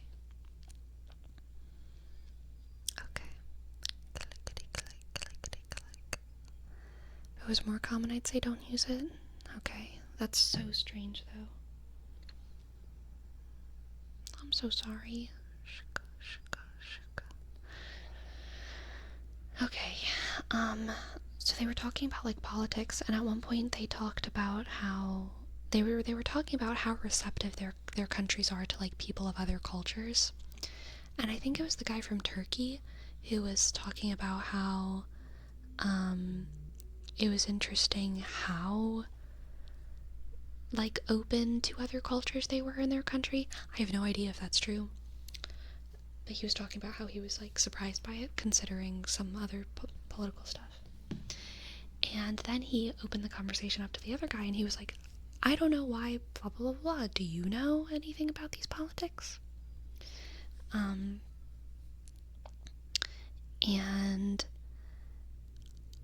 I know nothing about Turkey and Serbia and anywhere in that part of the world, really. The only thing I know about Turkey is, like, the siege of the Constantinople and the tales of Mahmud the Great. And I was so close to jumping into the conversation right there, because Turkey guy had asked Serbia guy, do you know anything about Turkey's history? And I was just sitting there being silent. I was so close to just being like, I really like Mahmud the Great. And talking about the siege of Constantinople, and it actually makes sense, because Mahmud the Great was, like, super into a whole bunch of other cultures, and almost, like, kind of controversial ways, because he was, like, redistributing people based on their cultures and ethnicities, but not in the way that you would expect. He was, like, forcefully mixing people and kind of, like, ripping apart their homes, but it was, like, maybe good, because he really wanted, like, cultural integration, but it was, like, very complicated and very weird. And then I had to, like, reel myself back, because I was like, this man is talking about, like, contemporary Turkish politics to, like, someone on their half of the world, and it is so incredibly unnecessary for me right now to talk about Constantinople. So I didn't say anything. I stayed completely silent. And it was the good decision. It would not have been my place. I didn't wait 30 seconds. I didn't wait 30 seconds.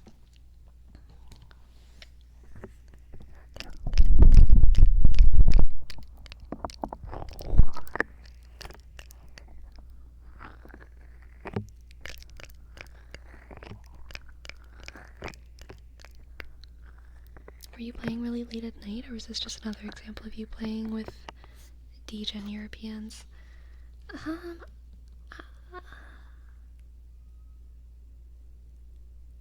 I actually can't remember. This was, like, last week. I think it was, like, the middle of the day, so, like, not super degen, but getting there. I think it was, like, 2, like, probably, like, 1 or 2 or p.m. or something. So I don't know what time that is in Turkey.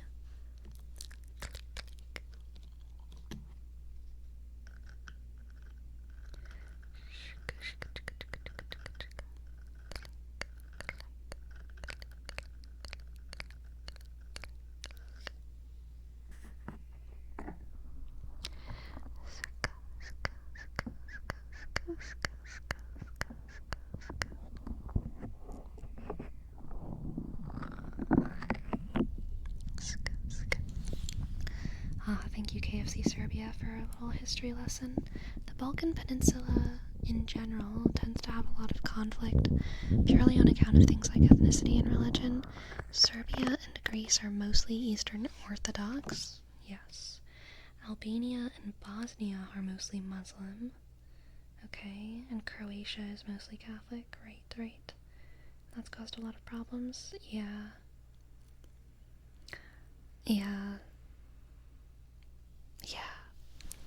That's what I hear.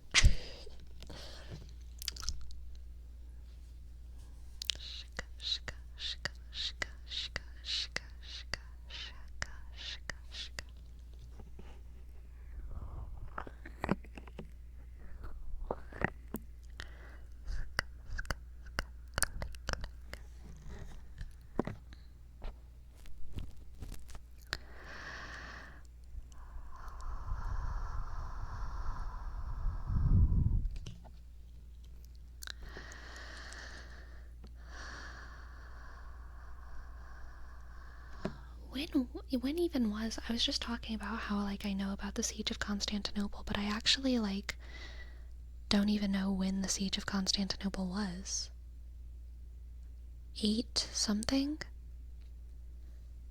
Was it like the 8? No, it must have been far after the 800s, right? 1100s? 14. Damn. Yeah. Thank God I didn't talk about that conversation. Your birthday? Dang, sure is. You're old. 1453. They were already burning witches during the Siege of Constantinople.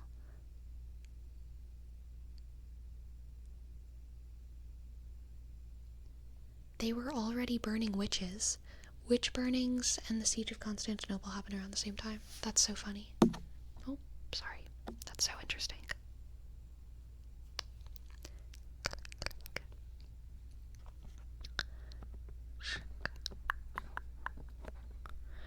We have the benefit of assuming everyone is online, but in reality a good chunk of the world isn't even technologically advanced enough to be online. Yeah. It's not that they're not technologically advanced enough, it's just that they don't have access to it, but yeah. Are you surprised that behavior is too close or too far from current times? Witch burnings I'm not surprised about. Because I've already come to terms with that many years ago. Witch burnings was happening into the 1600s as well, so, like, it happened from the 1400s to the 1600s. So there was plenty of that going on very recently. But, I think I am surprised about the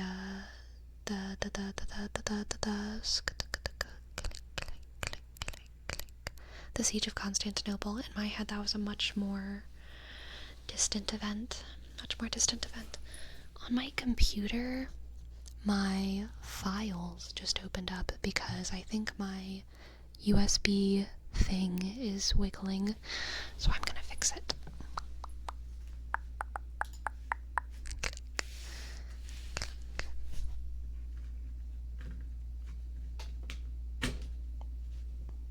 There we go. I'm just having every wire issue tonight.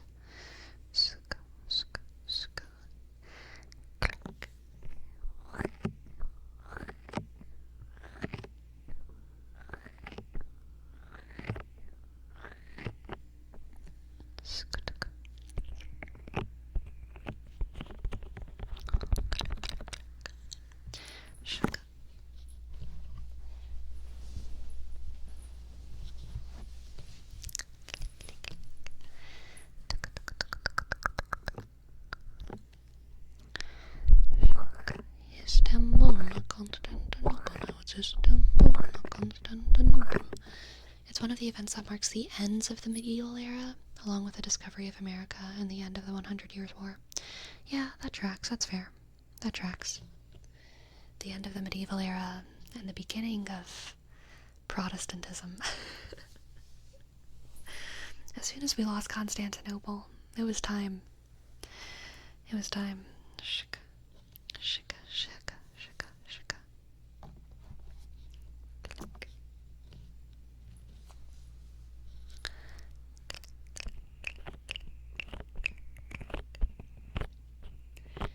In my head, I always think of like, this is like a super broad generalization, but I always think of like a lot of bad things happened in the 1400s. And a lot of them were fixed in the 1500s. Kind of like across Europe. There was like a lot of bad in the 1400s. And then like a lot of things were fixed in the 1500s. But not everything. And we were still on a journey. But the exception to that is Spain. Spain had, the Spanish Golden Age was in the 1400s. So they were like just slaying, honestly. Yeah.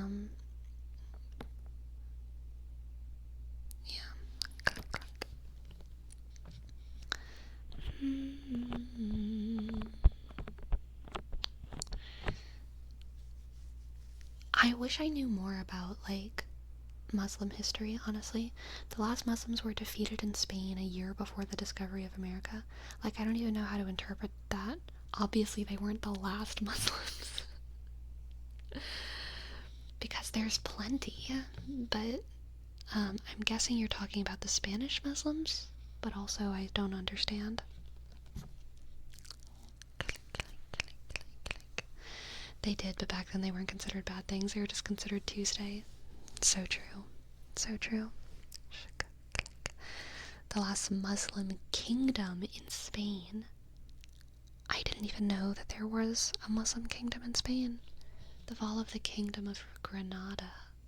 Okay. Interesting. Want to know something wacky and sad? During the siege of the town of Orleans in France, the defenders reportedly released chickens with small incendiary devices.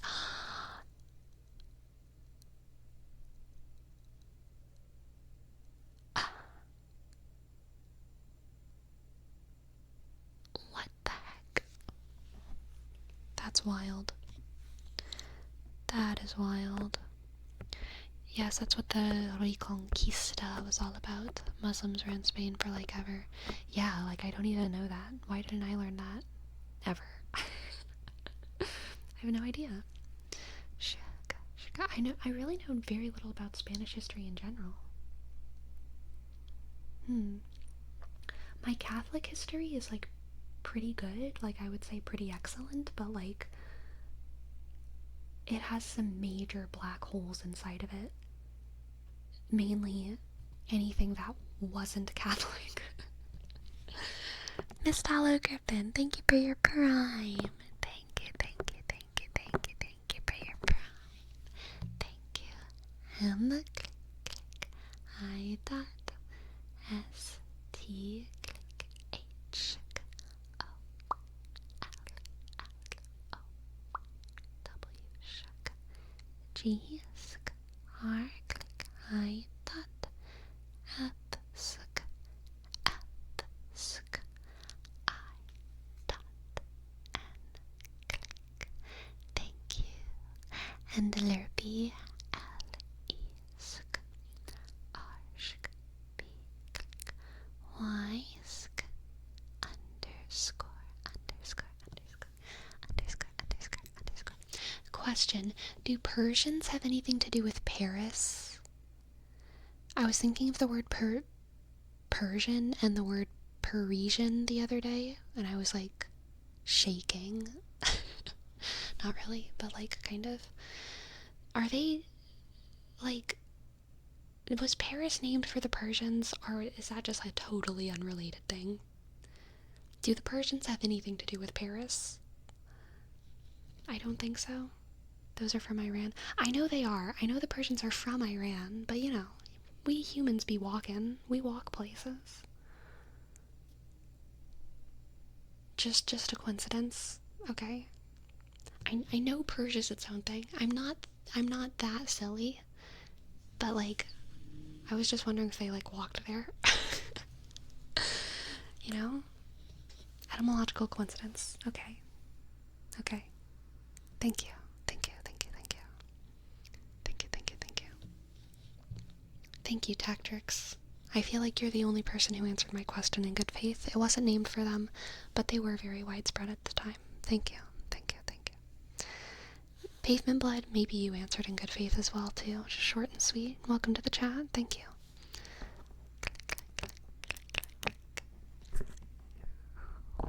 Oh, if I remember correctly, Paris comes from Parisi, a Celtic tribe. Huh. The Parisi, a Gallic tribe from the Iron Age. Whoa! And the Roman period. Whoa! The meaning of Gaulish antonym remains debated.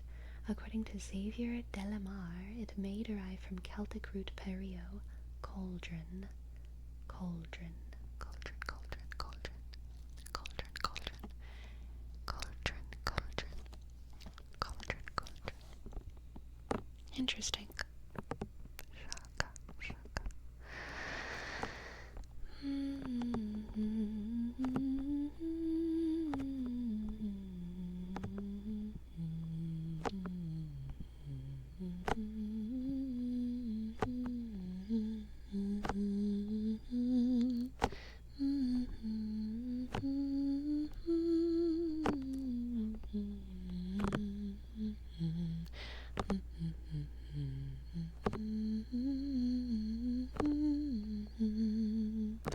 Shaka,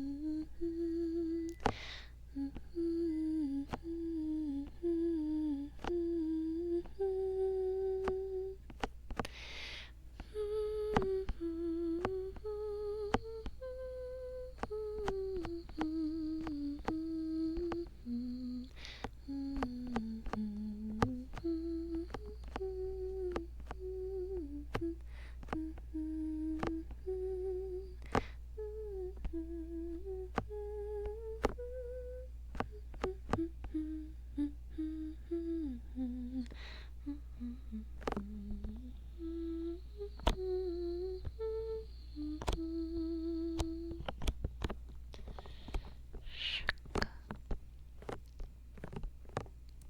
I bet you can go higher while keeping it ASMR still. I don't know. I don't know about all that. I don't know about all that.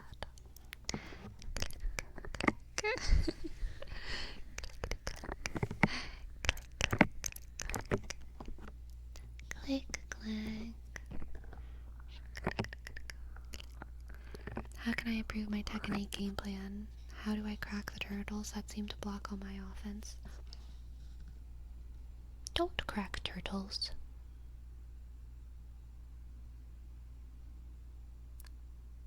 Do not crack turtle. Green Knight, thank you for your prime. Thank you, thank you, thank you, thank you, thank you, thank you, thank you. U-H-G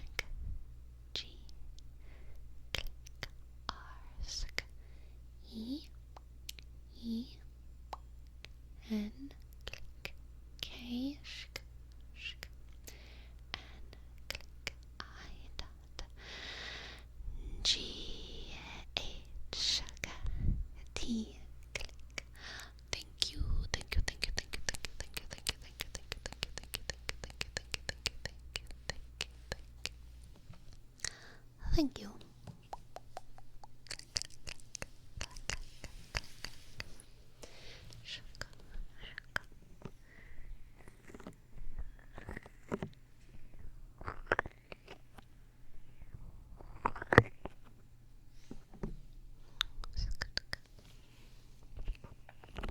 Assuming you're both in the GI? The gastrointestinal? Don't crack turtles, and definitely not in the gastrointestinals. They have have a gastrointestinal on. I can do a few holds that I know. Let go. Your intestines must not be held. Sleepy, have you ever had a pet turtle? No. I had a friend who did, but alas, I did not. I was not a turtle owner. I twist those GIs. No, no twisting of the gastrointestinals. No. Unless you're dancing and you're spinning your whole body. What's your favorite color?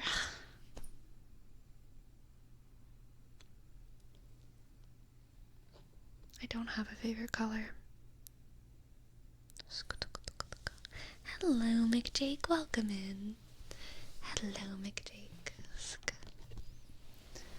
How was your gym day? I have favorite color palettes, you know? Like, I like the night sky with, like, dark blues and silvers and whites and blacks. I also like fall colors, orange and browns and deep reds. And I also like pastels, lilacs and pastel pinks and pastel, like, soft yellows, like, all together. I like those 3 color palettes, but among them all, I don't have a single favorite color that stands out. Gym was chest today? Dang, nice. My day was leg day, and it was very fun.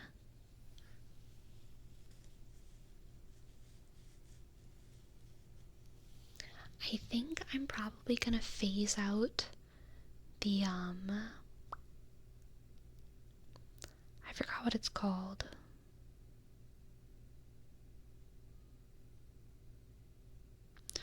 The hamstring, laying down, lifting your legs up to bend them thing machine. That one. Hamstring curls. I think I'm gonna phase those out because they feel fine, but I'm kind of into, like, doing the, like, the back extension, which I feel so much more in my glutes and my hamstrings, and it just, like, feels like a better movement to me. I just like it more. I like it. And so I feel like I kind of want to I kind of want to switch, but I'll probably do both a little bit. But I feel like I want to put more of an emphasis on the back extension for my hamstrings than the hamstring curls. Because the hamstring curls, like, they never make me sore. They never have, and they never will. I feel like they're just hard, but they don't do anything. I don't know why. I always feel like that. They're very hard, but I never feel like they do anything for me. They're unsatisfying for some reason. But I feel like back extensions are more satisfying.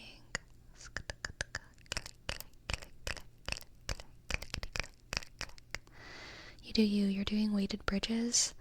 No, I'm not. Whenever I work out at home, I sometimes do weighted bridges, but at the gym, I don't. Mostly because I don't know, like, where or, like, how. I'm like, I guess I could probably figure it out, but it wouldn't be too hard to figure it out. But I have not. Now that you mentioned Shiny Blue, did the necklace break? It did, Ferome. I felt so bad when it happened because it happened after the elephant broke too, and I was like, oh my god, I'm just breaking everything that Ferome gives me. But I still really like it. It's still so cool. It still looks so cool, even though it's, like, not a full crescent. I kind of like the little broken thing. Can I hear your leg day in depth? I start at the barbell and do barbell squats. And then I do split squats. And then I go to the machine section. No, wait. Well, then I do back extensions. And then I go to the machine section and I do calf raises. And I do hip abductions, calf calf raises, hip abductions. I feel like I'm forgetting something.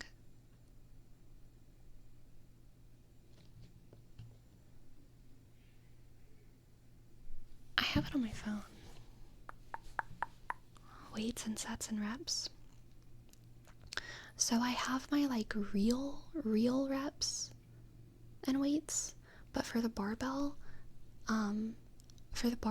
I always do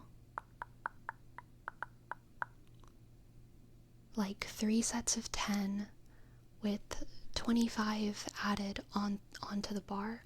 But before I do that, I can't remember how much the bar weighs, so that's why I don't put that in the thing. It's just, I put 25 extra on it. But before I do that, I do it with just the bar.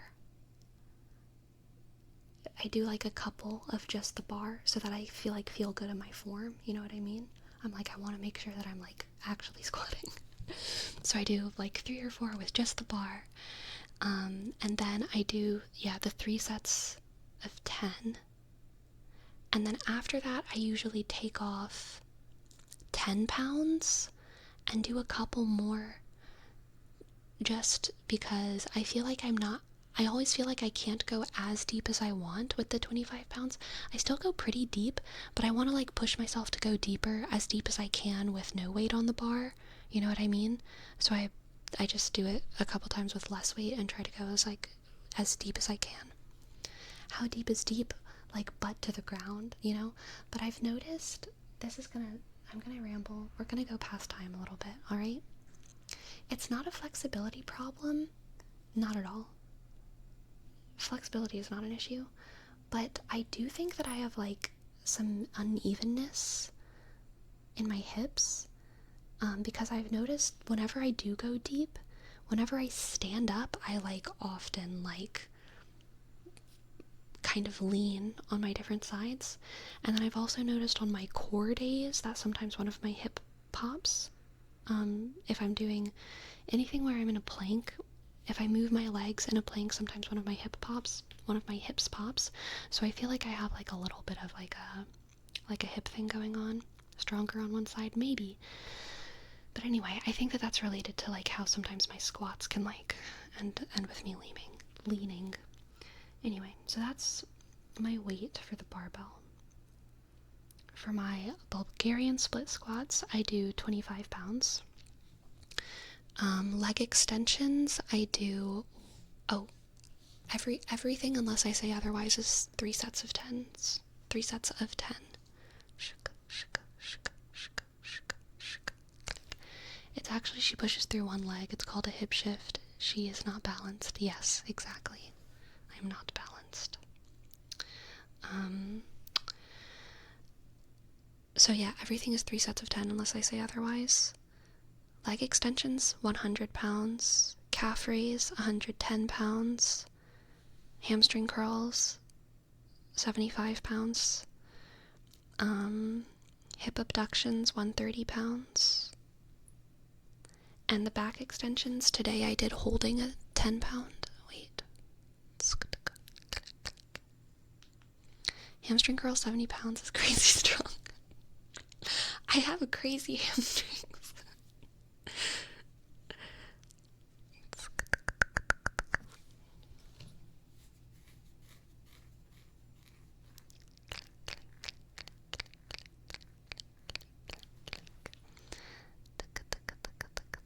Do you feel beaten after all that or not so bad? I don't feel too bad. I'm usually pretty hype after I go to the gym. I'm usually pretty excited.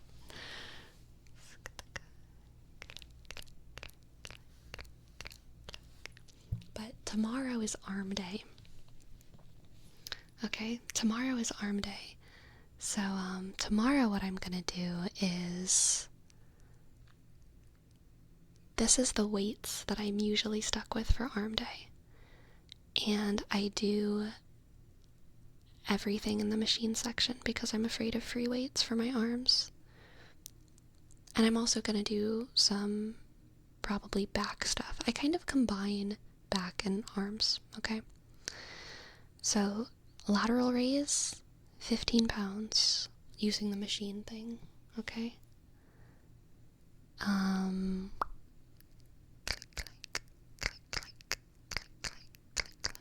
The tricep pull down on the cable machine, 15 pounds.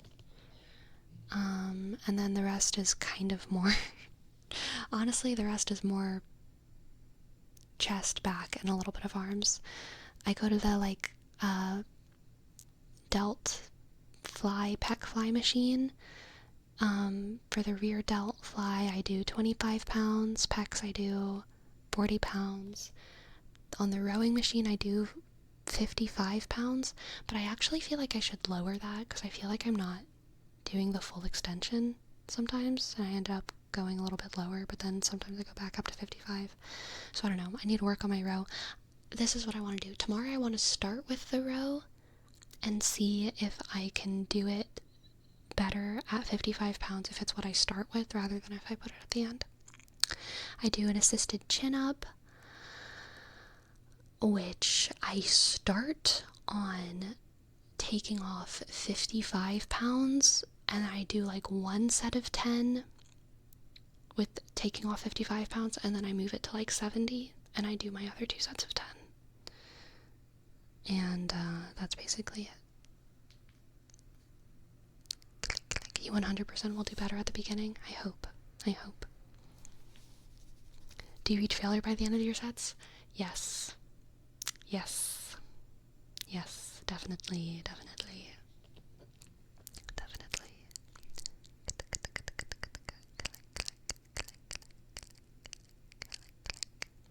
You do like a chest and back day? Yeah. Shika. Do you have a guide of the exercises on your phone? Yeah, no, it's not even a guide. It's literally just it's just like a notes app on my phone, and it's not like what I plan on doing. It's just what I've done and at what weight, basically. So like if I want to go back to doing that thing, I'll remember like what weight to like put it at or what weight to pick up. But like I'm not gonna do like I don't do everything on this list every time. It's not like necessarily a plan. It's kind of just like, that's like what I can do, what I know how to do. And add a cable lat pull down. Cable lat pull down. Alright, I'll remember that. Add the chest fly and lateral raise to another day. Interesting. Give lateral holds a try. Okay, I'll add these things. To my list. Lat hold and a cable lat pull down. Cable lat pull down. I do feel like I am at my level of like definitely at my level of strength, like pre-arm injury, which is very fun. And yeah, I'll add the chest fly and lateral raise to another day. Reaching your protein intake goals? Yeah, absolutely. Okay, my friends, what are we gonna name this stream? Just by you stretching your arm, there's muscle there already. I know. I'm even at the level of where, like, whenever I, like, do my hair, I'm like, oh my god, look at my muscle.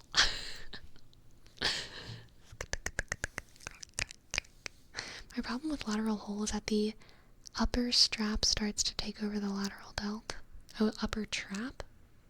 I don't know any of that. But I will take it into consideration. What are we naming this stream? What did we talk about? Hi guys. What did we talk about today? We did talk about React content. React content.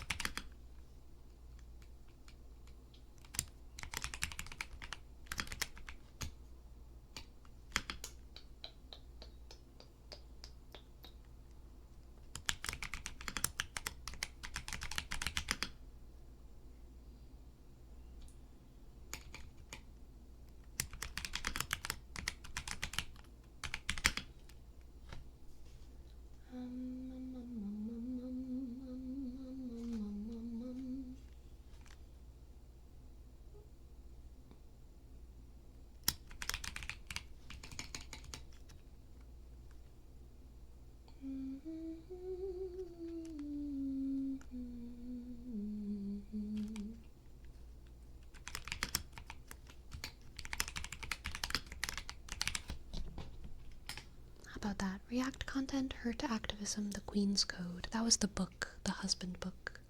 The Queen's Code, the Queen's Code. Click, click.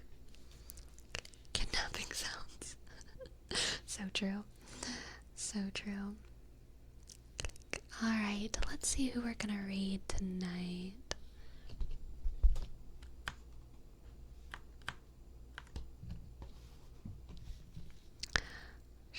Chrissy. Chrissy is streaming. Let's raid Chrissy. She just started. Perfect. Perfect. Perfect.